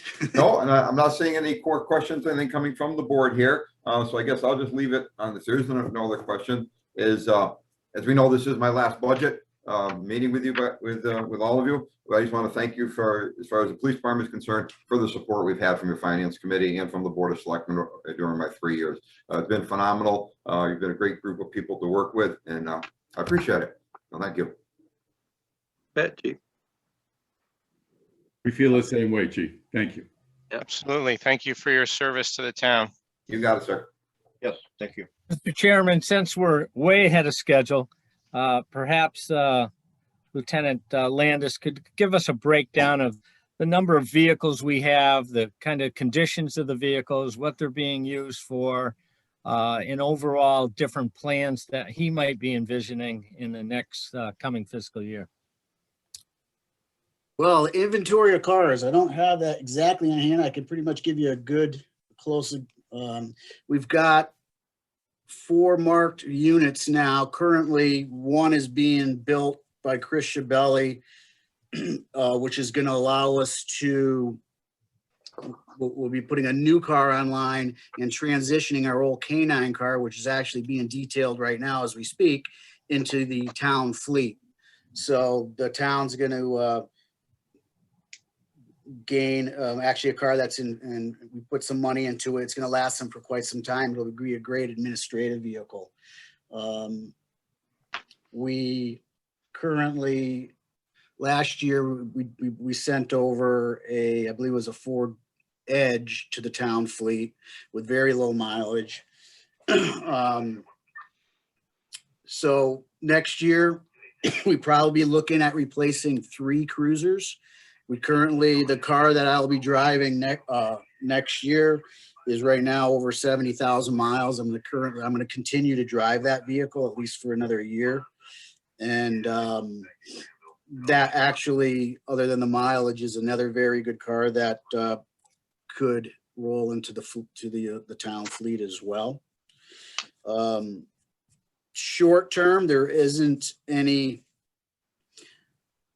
ambition for big dollar items other than, I've been talking with the folks at Buildings and Grounds and working on getting a maintenance plan together where we're fixing things probably more routinely versus waiting till they break. And that's worked out very well. They've been very receptive and done a great job on some of the things that they could handle at this point. Police reform is going to dictate a lot of different things. And in the coming weeks, we're going to have a better grip on what it's going to look like. But there's going to be a demand on training, mainly our reserve officers who are, like I said before, are going to have to come to the equivalent of what the state standard is, the same thought approach. which is a certification that everybody with arrest powers is at the same level of training. So we got to fill that gap. That's going to happen over 3 years. And they're doing it in an alphabetical system where they separated everybody in 3 groups based on where their name falls, their last name. So there is going to be a training fee associated with that, with those hours. Hopefully our current budget, you'll see it when you look at our reserve line item, you've been really good over the last couple of years of giving us pretty much what we've asked for. If we can keep those line items looking the same, I think we can encumber those costs without having to come before you for more money. So as things play out, we'll get a better perspective of where that's going. So police reform is going to have a lot to do. It's going to dictate pretty much how we change our industry, from even body cameras. That's something that we're going to be looking at. Excuse me. Body cameras are going to be something that we're going to be having to deal with, but we're not going to jump right into it until the state, they're going to dictate how it's done with policies and hopefully grant money and ways to help us put that into place. So there's a lot of new things that we're going to be faced with, a lot of challenges, but like anything, we're fairly flexible and a good group of guys, and we'll adjust because we don't have a choice. So that's really how I see it. Lieutenant, quick, unless I missed it, did you mention anything about how we've taken the dive team truck out of service? No. Thank you for reminding me on that. We did.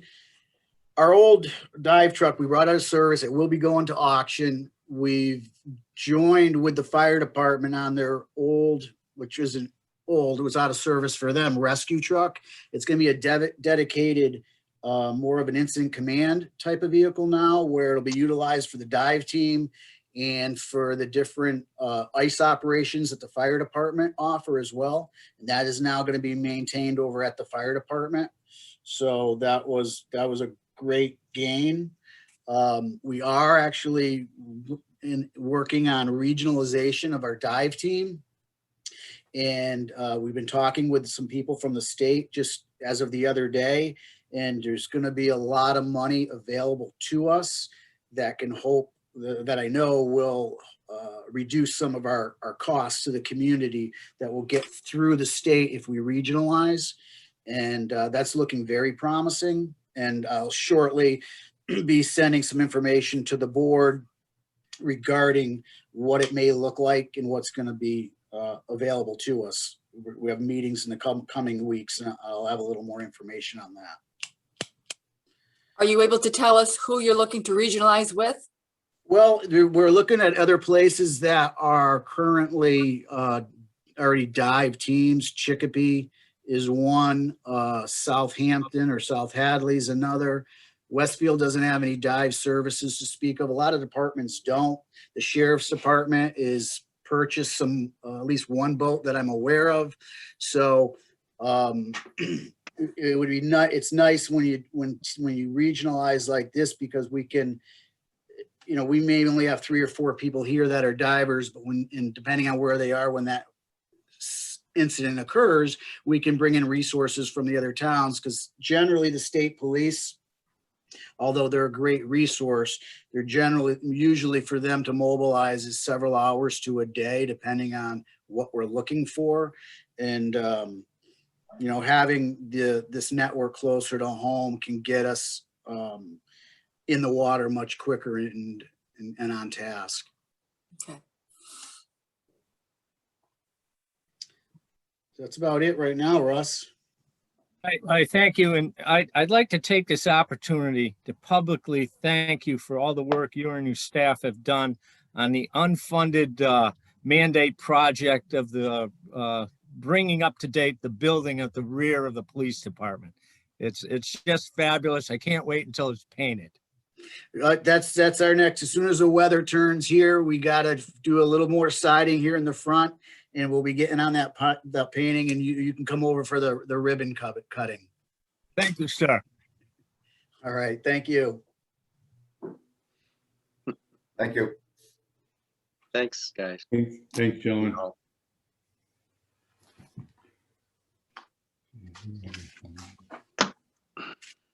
Hey, we've got about a little bit of time until the school shows up at 10:50. Doug, I have a quick question. The town's been very frugal in making use of the cruisers, which come offline, as Lieutenant Landis, to which he was alluding. And I know that we're embarking or planning on embarking on on green communities. Is that green? Are the green communities going to preclude us from being able to use those offline vehicles as pool cars in the future?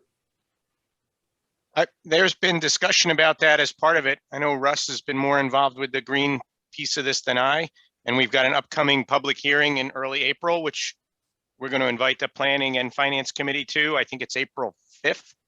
And that certainly will be a topic of discussion, because that was, I remember from years past, that was a topic of discussion, that, you know, hand-me-down of former cruisers to municipal use was precluded under the green community. But Russ, do you know more about that than I? Yes. They've kind of modified that a little criteria. You could actually use them. Hey, Russ, we're having a little trouble hearing you. You're reverberating. Electric cars or things like that immediately. That's in the future. I'm sorry?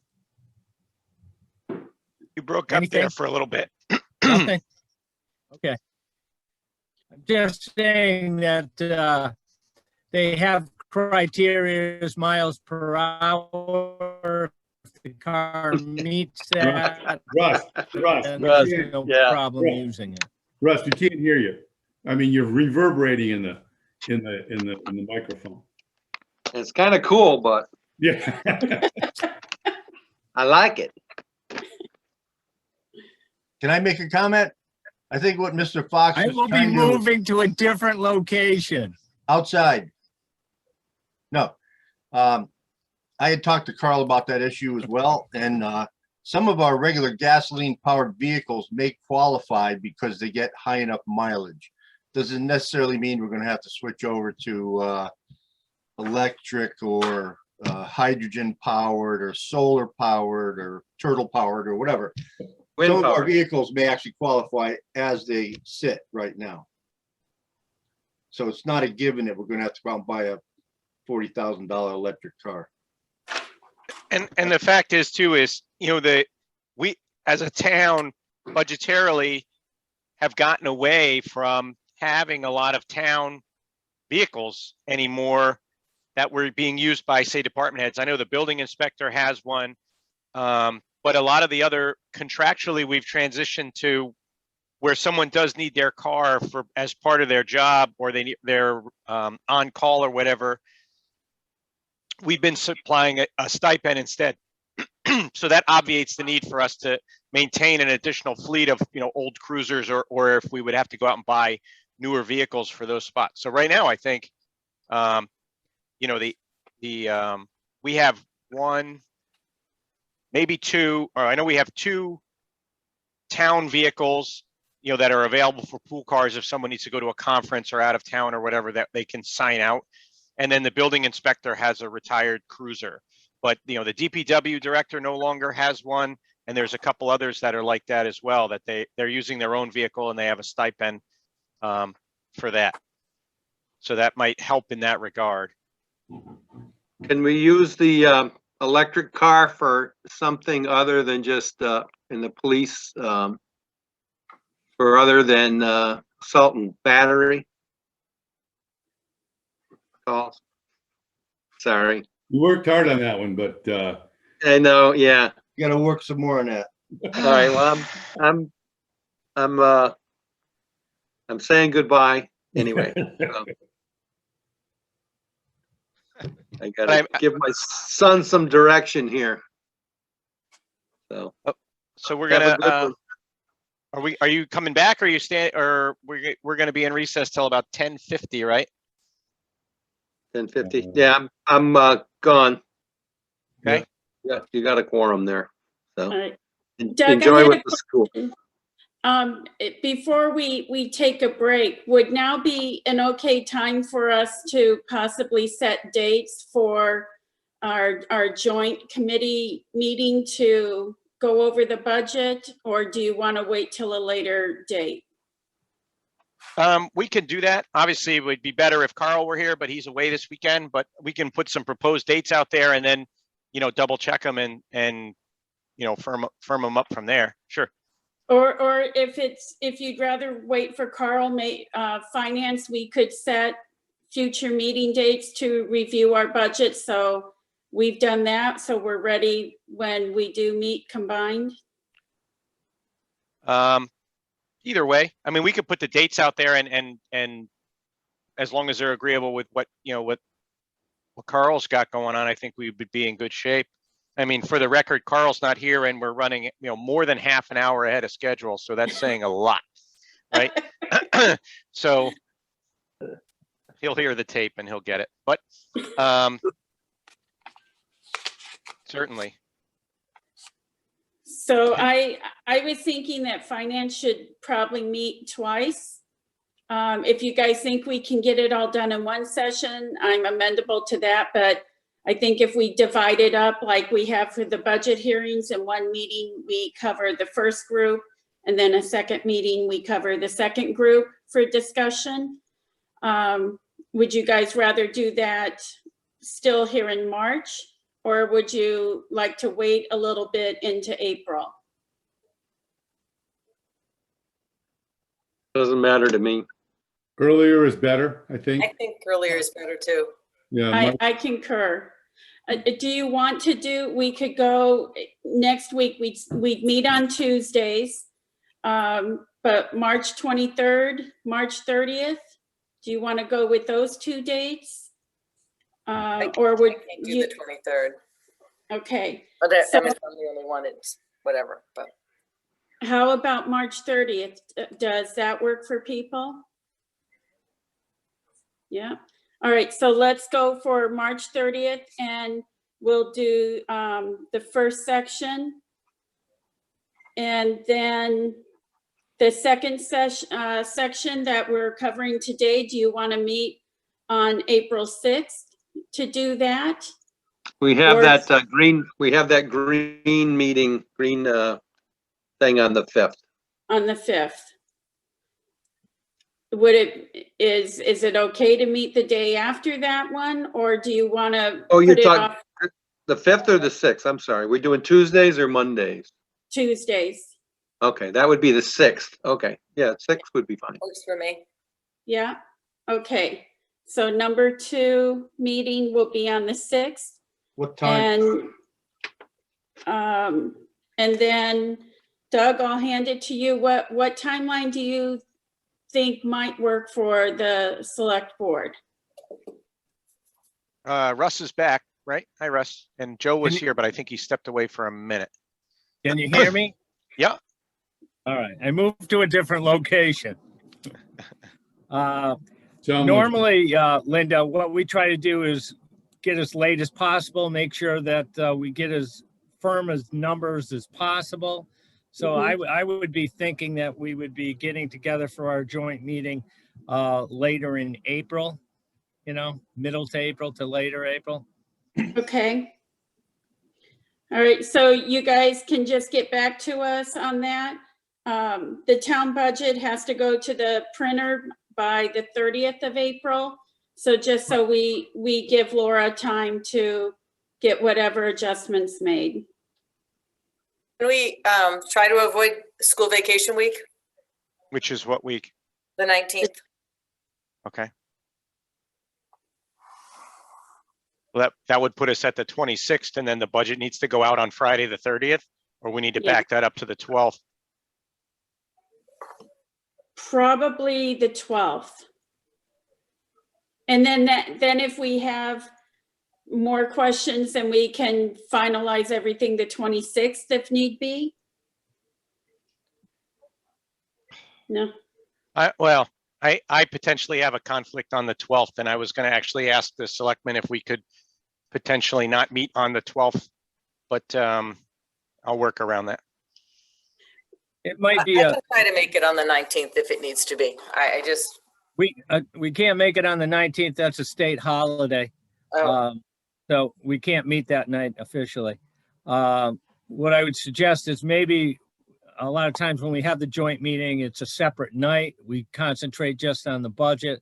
So, Mr. Yeah. Chairman, I might make that suggestion. Okay. Even the 20th would work.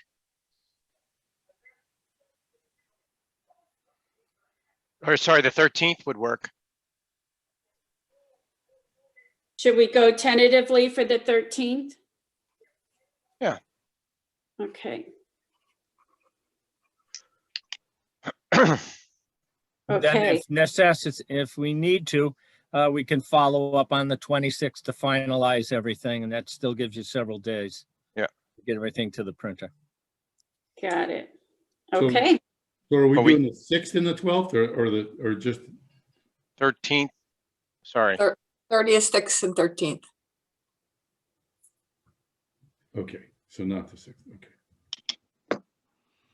so finance will meet March 30th and April 6th. And then we'll go for the 13th for the joint meeting with a follow-up on the 26th if need be. Okay, 5:30? 5:30.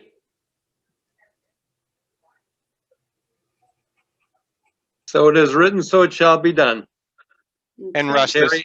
the selectmen will probably have to have a work session probably before then as well, right? Just to go through Correct. our budget, right? Correct. Gotcha. All right.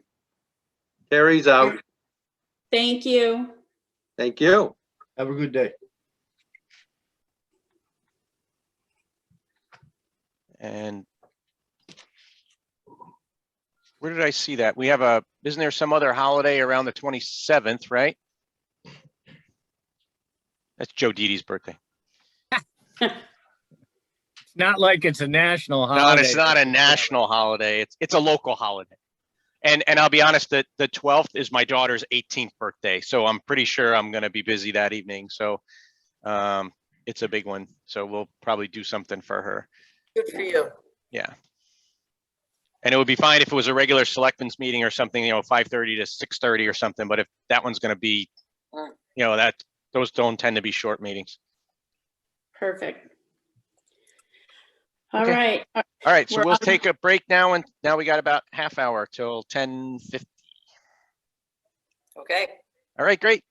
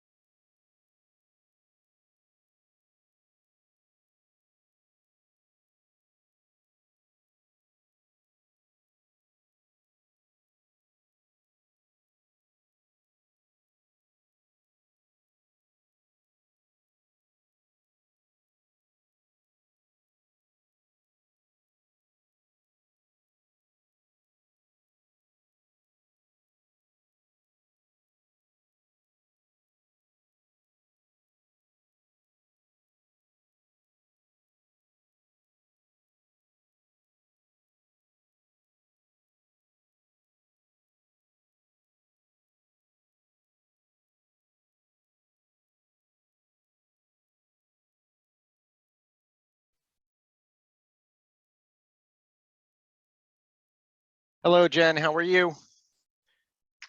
You're a little muted. Good, thank you. It kept saying this meeting's being recorded and I couldn't get off that screen. We're in a bit of a recess for about 5 more minutes. We were on a break. Oh, good, okay. Are you doing this with your cameras on or with your cameras off? During the meeting, most people had their cameras on. It's totally up to you. Okay, Like I said, we're just on a break. all right. Oh, how are you, Doug? I'm good. You?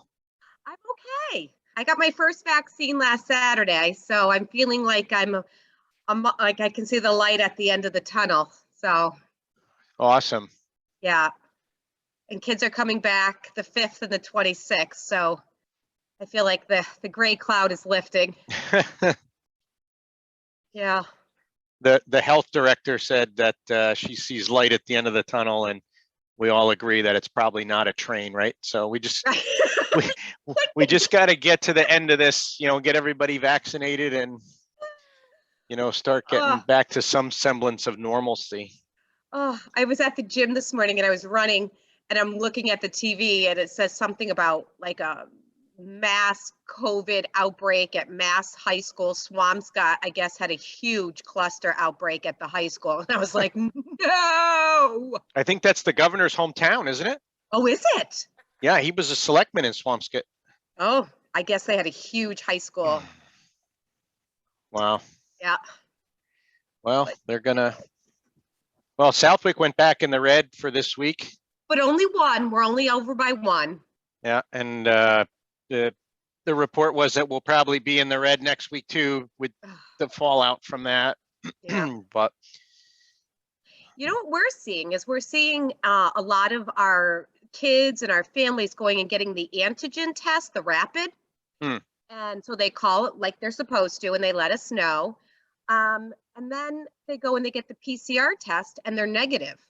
So we're getting a lot of false positives lately, which is new. well, is the antigen one a quick test, or is that the antibody test? It's the quick test. Oh, yeah.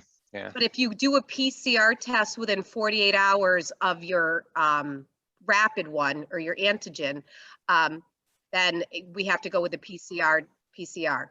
Right. So it's interesting. This is like, we had 2 cases of it this week. We haven't had any cases of it all year. So yeah, 2 false positives this week. Yep, very interesting. Well, we had 11 tied to one event, apparently. Really? So, yeah, that was what the report was on the Board of Health meeting. Ugh. Yeah, it spreads. That's why wear that mask. That's why I tell everybody, wear your mask. Well, and the variants are kind of scary. I have to say, I signed up on the state website. I know. And I was pretty impressed with how fast I got a response. I actually had found an appointment sooner than that, but it was pretty quick. But other people online were saying that they didn't get as fast a response. So I think they're putting teachers up front.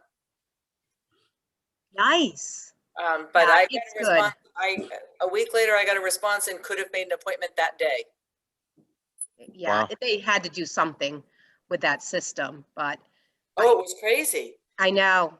My daughter, it's like getting not lottery tickets, we call concert tickets or like, winning. So she was on the search to get me an appointment.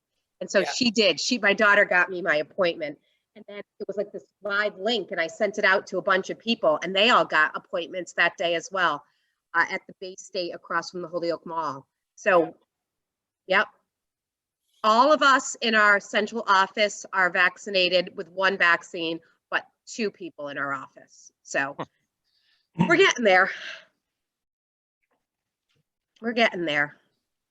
Mr. Presnell, I have 2 questions for you before we get started. Oh, no. 1, where's your ID? Just checking. Hang on, it's in the car. All right. And second is, you wouldn't happen to know what time it is, do you? It looks like it's about 10 past 1 from where I'm sitting, but. Okay, I'm going to request that we stay on till 11:10 because Steve sits just right behind the clock. He looks like, what's that character from the Kazoo. Flintstones? The little Kazoo Martian from the guy? Flintstones. Kazoo. We call him Kazoo when he sits there because they come out of his head. Yeah. There he goes. There's a tilted Kazoo. Oh, my. So you folks have had a long morning. Well, we're not telling anybody and we're not recording this or anything, but Carl wasn't here. So we actually had about a 25-minute break before the school budget.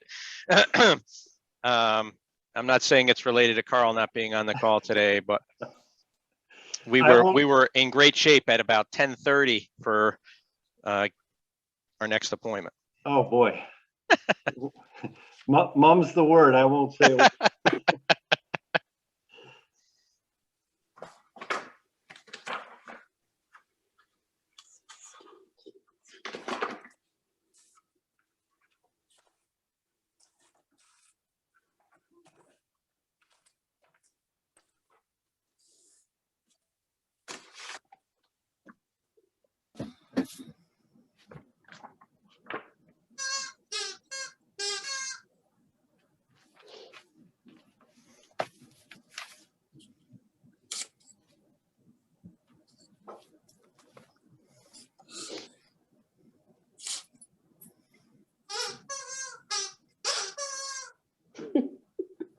I wish I could say that was my granddaughter, but she's not here with me, so I don't know what that noise is.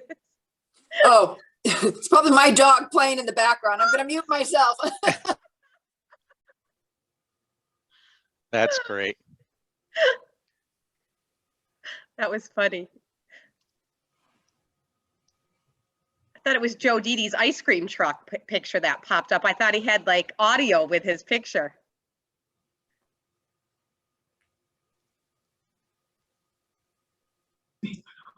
I have audio. Thought it was sound effects, Joe. Maybe we should have ice cream today because we didn't get any donuts,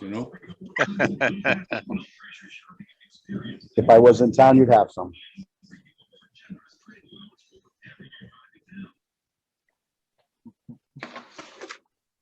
Okay, is everybody back?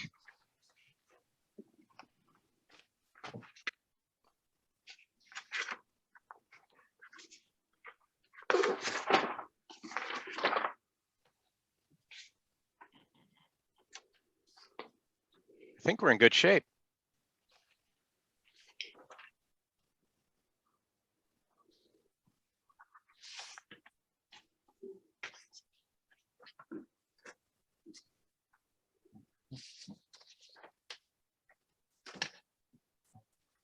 Superintendent Willard and Mr. President, whenever you guys are ready, I think.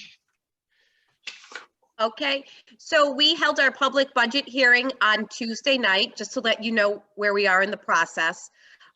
We did have a public question and answer session. I think most of the people on the Finance Committee were in attendance, so it had some time to ask us some questions ahead of this meeting. We are bringing forward today a very conservative budget. We actually have a zero discretionary line item we are bringing forward this year. And we are also bringing forward a very conservative capital improvement plan. We did add 2 items, but most of what we are requesting are what we removed from last year's capital budget. Steve, if you'd like to go into more detail.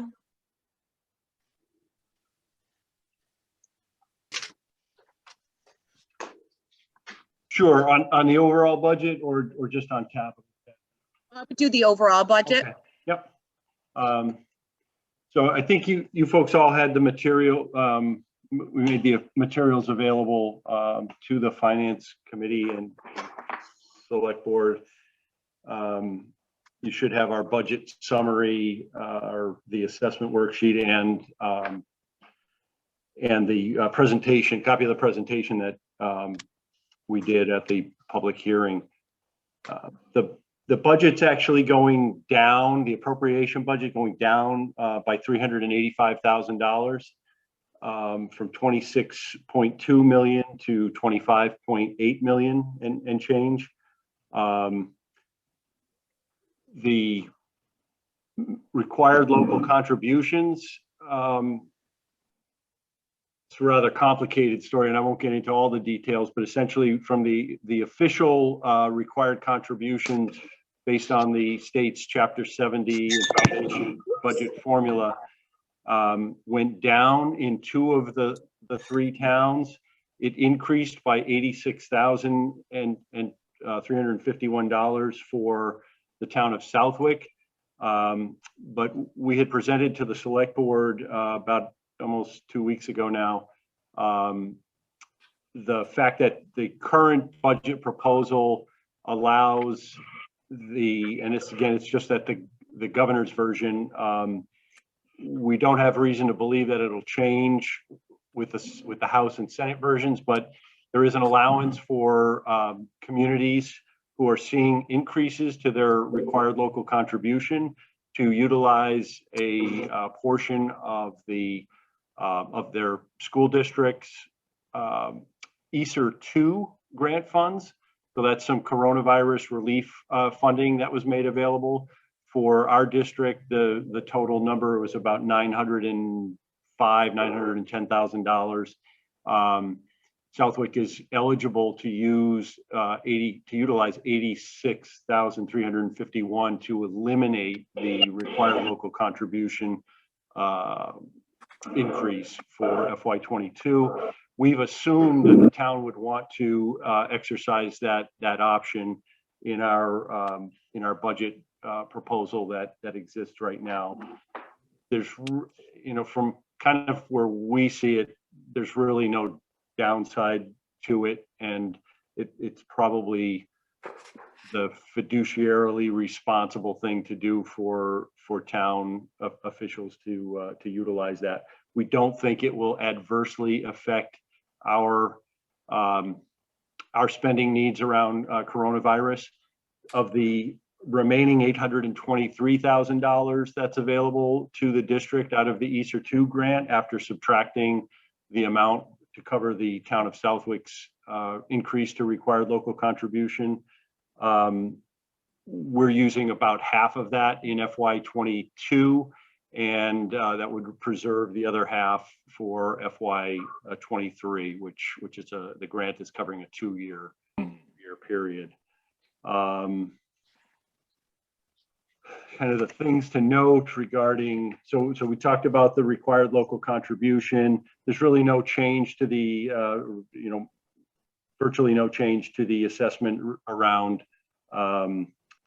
capital. A little bit of a decrease on our annual capital improvement debt service, and that is because last year we borrowed, or actually for the current year, we're borrowing much less than we normally would, and that was something we agreed to do to kind of provide some relief for the three towns as we were entering FY22. Or FY21, we really didn't know what everybody was going to be looking at in terms of potential significant downturns in tax revenue collection, the potential for the state pulling funding, 9-seat cuts, that type of thing. So we did defer some capital projects, as Superintendent Willard mentioned.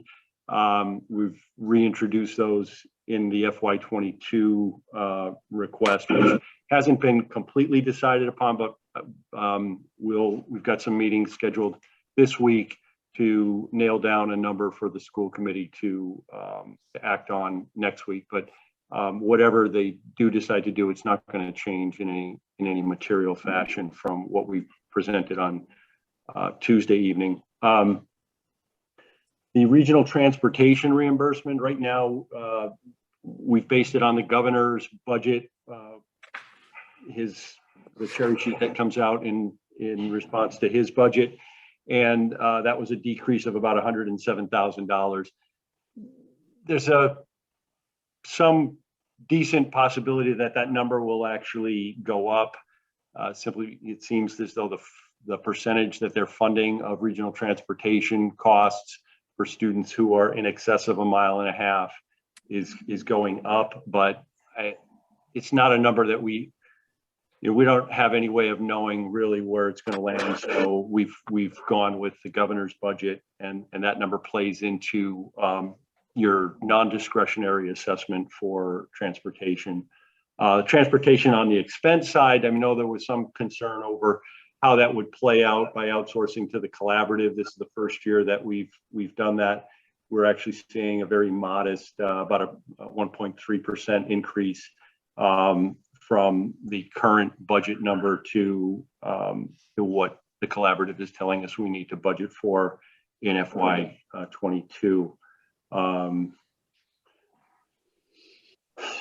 Also on the revenue side, we have some decreases totaling a little under $150,000 that are those were quasi one-time revenue sources. We're still going to see some lease revenue from the collaborative for acquiring our using and then ultimately acquiring as the debt service falls off for the vehicles in our transportation fleet. So last year for the current year, they made a large purchase of most of the vehicles, and the balance are being leased over anywhere from 1 to 4 years. And so it's going to be a declining source of revenue over time until they have completely acquired all the fleet, which would take place once we've retired all of the associated debt service with those vehicles. Those are kind of the significant things on the revenue side. With respect to Steve, can I just add one thing about the E&D? So as I said in our public budget hearing, we usually offset the budget between 500 and 550,000 with our E&D account due to the depressed spending that we had this school year. We are able to contribute 75 more thousand than we did last year. And last year we contributed 800,000, and this year the E&D is at 875,000. So can't make promises every year we're going to see numbers like that, but we just want people to see that and recognize that through the E&D we're able to use that as a significant revenue source. So somehow I was focusing just on all the downturns. So thank you for catching that, Jen. Sure. How much can the E&D fund be before you have to give it back to the communities? Because that happened a couple years ago. 5% of our overall budget. Yeah, Okay. 5% of the ensuing year's budget. So I'll tell you what the limit would be for the current year. If this is the budget, if this is the value budget that gets adopted, 25,822 times, would be just under 1.3 million would be our cap. We also have to be, so we've got the limit on E&D. We also have some spending requirements that the Chapter 70 foundation budget formula requires. It's something referred to as net school spending.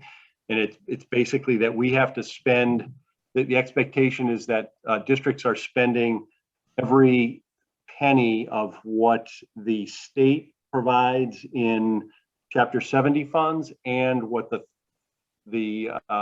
member districts are providing in required local contribution. So we're obligated each year to spend that. So there's this balancing act that goes on between making sure that you spend enough, but also trying to manage the resources to have that reserve E&D available so we can either use it in the event of emergency or crisis, or be able to offset what would otherwise be assessments to the member towns. So, and another piece I just want to add is we can only use in this budget what was approved at June 30th of last year, which was not 1.3 million. It was a little under $1 million.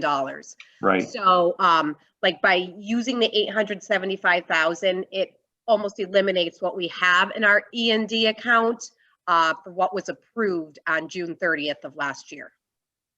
I think you remember a few budget seasons ago, due to the installments of the building project, we didn't receive funds in time, so our E&D was only at about, I think it was like Couple hundred thousand. couple hundred thousand. So we weren't able to use a lot of E&D in the budget. We were able to offset it with school choice, but it's a really fine line with E&D, and you can only use the amount that was approved, or what's the word I'm looking for? That was Certified or? certified Yeah. June 30th of the previous year. Okay, thank you. You're welcome.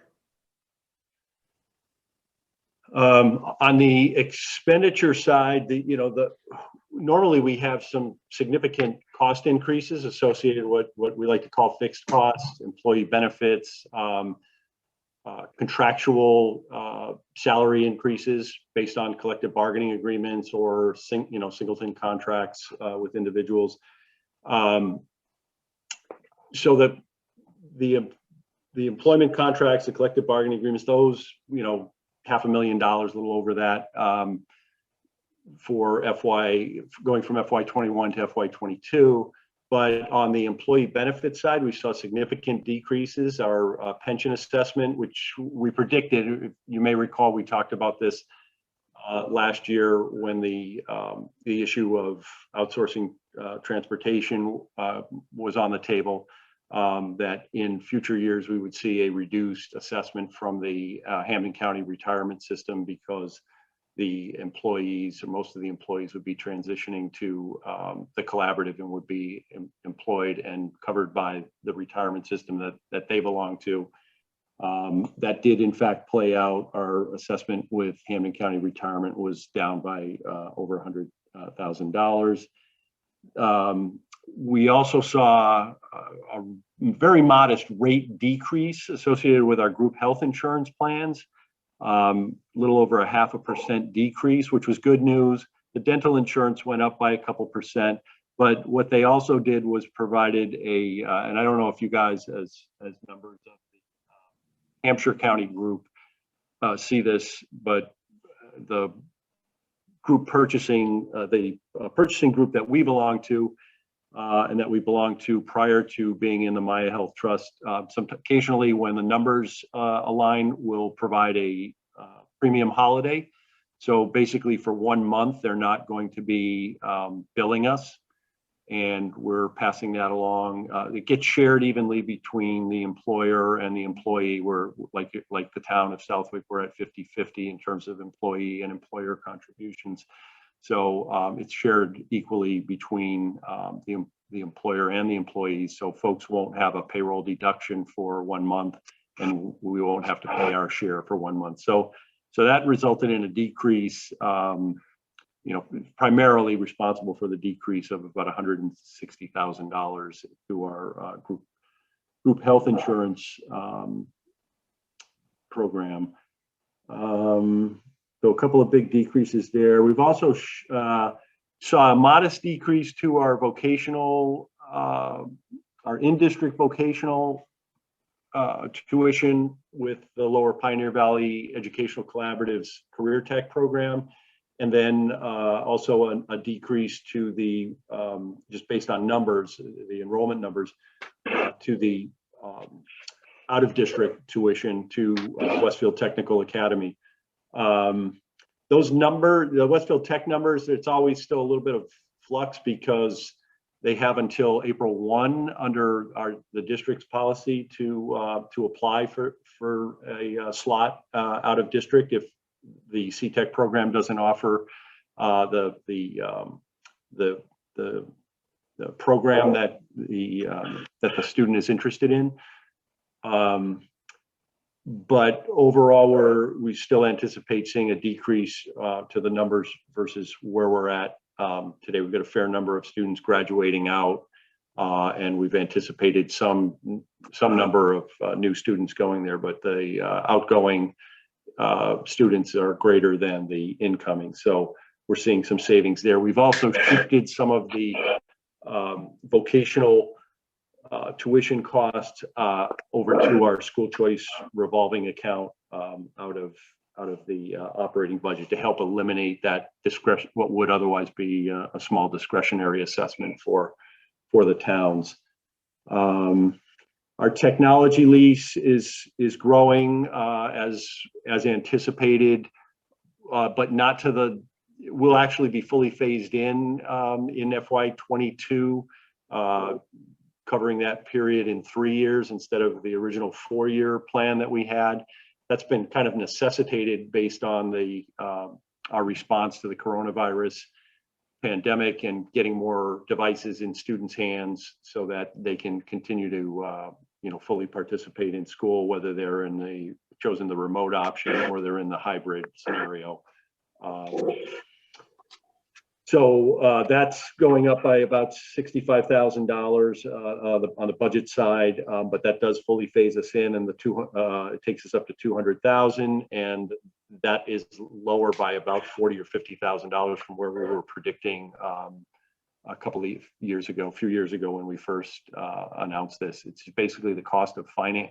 The finance charges. Number one, we've been able to get devices at lower costs thanks to our friends at Wally Computer, and also the finance costs when doing these things through the Massachusetts ITC 70 lease program. It's ridiculously low. It's almost like free money. So we've been taking advantage of that, and what it does do is it forces us when the lease comes due that we've got to replace the devices. So it'll be a good, that we feel it's a good strategy for continuing to turn devices over so they don't get old and start to be cumbersome and ineffective in what we need them to do.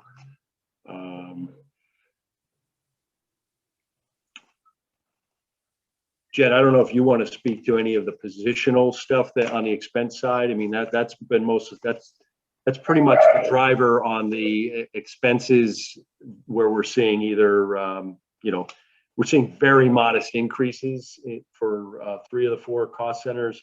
One cost center, the Woodland School, seeing a decrease, and that's kind of the lower numbers and the lower percentage increases and the decrease are all kind of driven by employee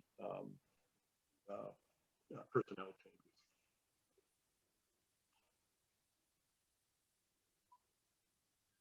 No, I think we can wrap up our part. I just want to let the finance committee and the select board members know that we really are going to, and we're being directed to by the state, over the next few years, you will see some additional positions in our budget that are going to be funded using our ESER 2 and the new ARP ESER grant coming out. We're being directed by the state level, and some of the requirements on these grants is to address learning loss. It is not going to be a 1-year fix. This is going to be a multi-year approach. And so we are going to have some positions in our budget that are interventionist type positions, social emotional positions. We are anticipating needing smaller class sizes in kindergarten or first grade next year due to children who did not attend school and they have no formal education. So we don't know where they're going to enroll, either in kindergarten or first grade. So we put them in our presentation, but they are not in this budget because they are being funded by the ESER grant. So it doesn't have an impact on on your non-discretionary line items, but I think it's an important piece because you will be hearing about the monies that schools are receiving. And I want to assure you that we're using it on people for our children to address that learning loss that we all know probably took place over the past year. And the plan would be that as those funds dry up, that these folks would be transitioned off of our payroll altogether, that it wouldn't be, unless there's some very long lasting effects of the whole coronavirus thing, the anticipation is that these positions would just essentially go away after the grant funding and not made part of the operating budget that you folks are assessed for. right? We want to just emphasize that no recurring positions are being used in the ESSER grant. So we won't hit that financial cliff that they talk about with poor financing and poor money management. Only positions that are not recurring are going to be put into the ESSER 2 or ESSER 3 grant, or the ARP ESSER. And to that, is everyone on this call familiar with the application of the ESSER relief money into the budget? It's in line, I think it's in line 3 of in section 1 of their budget draft. Were there any questions about that or concerns about that? I think it's been presented multiple times as far as how that impacts the regional school assessment for Southwick. Mr. Chairman, if I could just note one thing, that we will need some formal correspondence from the town to just notify or officially notify us that you would like to have us apply the 86,000 against your required local contribution. I know our auditors will be looking for that. I'm imagining the state will be as well, and once we have that, then that's how we'll proceed. Understood. Okay. I have a question about an article I read in the paper a few months ago about the state looking to add, say, 5 years onto a teacher's years of service and allow them to retire early. Is that going to have any impact on providing education to these kids if we have a lot of teacher retirement? Have you taken that into consideration? Or Yes. how does that affect the salary line, all the other lines that go along with the salary? So I was just on a call with our legislators, probably first Friday in March. It's actually John Velas and another legislator who are bringing forward this bill. It's in its infancy stages at the state level. It is not something that they're really telling us to do anything with right now. Nothing is going to impact us this year. If you read through the bill, it's something that the town or the school district would have to approve. So once the bill is passed, once all the nuances are worked out, if it does get passed, then I would have an answer for you. But right now, in its infancy stage, we don't even know if our school committee would adopt it. So okay. It would be a presentation I would make to the school committee about what the impact would be once all of that information plays out at the state level. But it would be. Yeah, I was on a legislative call yesterday with the Mass Association of Regional School Districts, and that question, an update on that bill came up. And they're saying it hasn't been assigned to committee. It hasn't even gone to committee yet. So although the bill had language in there that it possibly would provide this enhanced retirement benefit that could be utilized by June 30th of this year, they're saying it's highly unlikely that's even a possibility.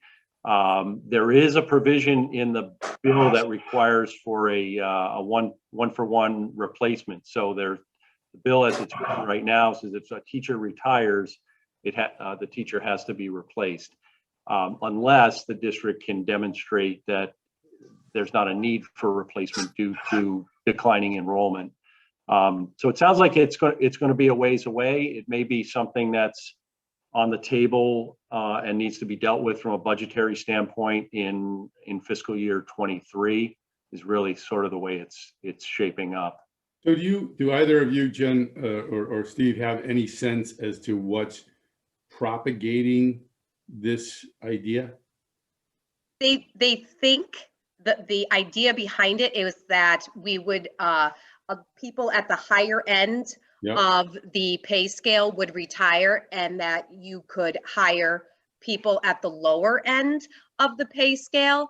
But on my call with the legislators, they said that is what's going to hold up this bill, because they need to do some research and study to see what the overall impact is going to be of this bill. And they don't want to Karen's point, decimate school districts with principals and superintendents and business managers and a lot of the people that are closer to the end of their careers opting in, and you would leave without any leadership. So it could have a negative. So they need to do a little bit more work in order to see if this bill is going to have a positive effect on education. At least that's what one of the legislators said. The only sense I make out of this is, you know, as we have in our district with declining enrollment, the idea would be if we have to let go teachers, the teachers at the bottom end of the seniority scale are going to be let go first. So this is to incentivize those at the upper echelon, you know, at the end of their careers, to get kind of out of the way and reduction over staff. But if you have to replace them, this Yeah. doesn't make any sense. Yeah. The idea is replacing with higher compensated people with lower compensated people. But there are some other things that go along with some of these retirements.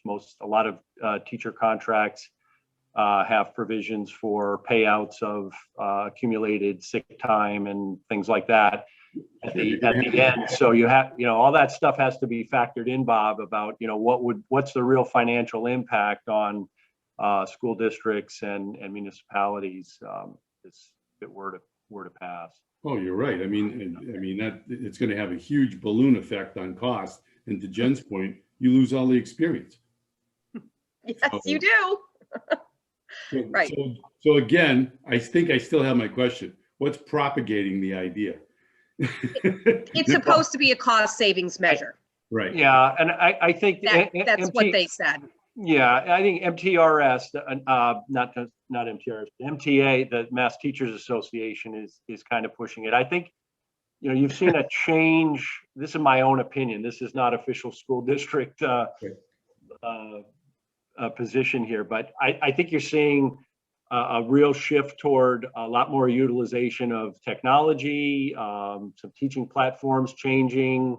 And you've got folks who've been in the game for, you know, 25 or 30 years, and how capable they are or willing they are to respond to such volume of change that we've seen, especially with this pandemic.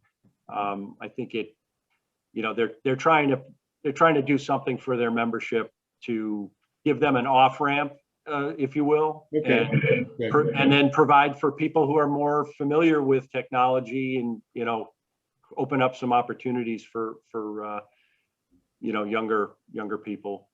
That's my take on it, as I have heard some of the arguments being made. Thank you. Thank you. It's a good question.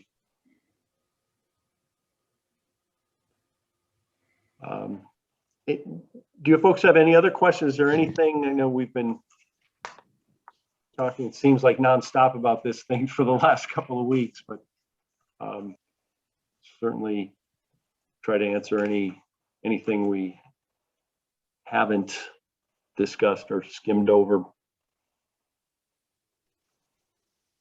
I think this year we probably had more data than in past years as far as going over the detailed line items of the budgets and some of that. So I appreciate it.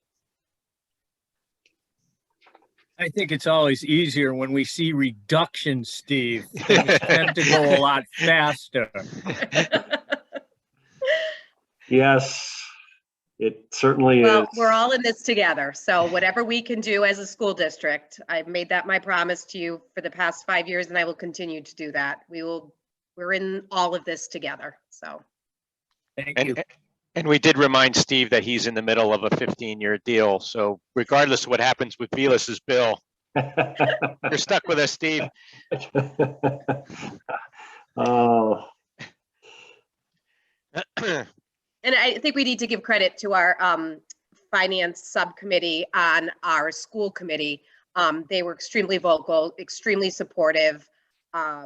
gave us really good directions this year, and they were super involved in this process. So I think we need Yes. to let you know that they're a very active, strong group. So Any other questions for the school? Well, thank you very, very much for your time this morning. thank you for Thank having you us. all. Good to see Okay. you both. Thank you. Have a great weekend. Have a good weekend. Bye. Linda, does the Finance Committee have further business beyond this meeting? I do not believe we do. We've got our meetings set up for the future, so I believe we're good. Unless somebody does have something they want to discuss. I think I just- Robin wanted us to do some minutes. I did not look at them. She asked that last Um, time, so. I will double check on the minutes. I know we were emailed some minutes a while back and, but I will honestly say I didn't print them off yet. But if you guys don't mind, Maybe we can just start the next meeting and do that quick, because it won't. take we long. will do, yes, we will do that. Yeah, absolutely. And Okay. Carl had mentioned, just before I forget, Carl had mentioned, and this is more for Board of Selectmen, potentially an afternoon meeting at the end of March or the first week of April to work with Laura and Melissa to go through some preliminary budget stuff. So that may be for the select board, we may have an afternoon meeting that week, end of April. Or sorry, end of March or first week of April to do some of our first pass through the budgets with Laura and Melissa and Carl. So Also, can I just say, I shared my Google Notes on the Conservation Commission, so if anyone didn't get it, let me know. Thank Okay. you for, So I'll entertain a motion at this point to adjourn the select board portion of this meeting. I will make that motion, Mr. Chairman. Russell Fox. And I'll second the motion. And Doug Moglen, aye. Russell Fox, aye. So the select board meeting is adjourned. okay, so I will ask for a motion for the Finance Committee to adjourn. So moved, Sheila. Second, Second, thank you. Bob. Okay, Linda, aye. Bob, Aye. Art? Aye. Sheila? Aye. Terry checked out a little earlier, about 10:25. Carrie? Aye. Karen? Aye. Okay,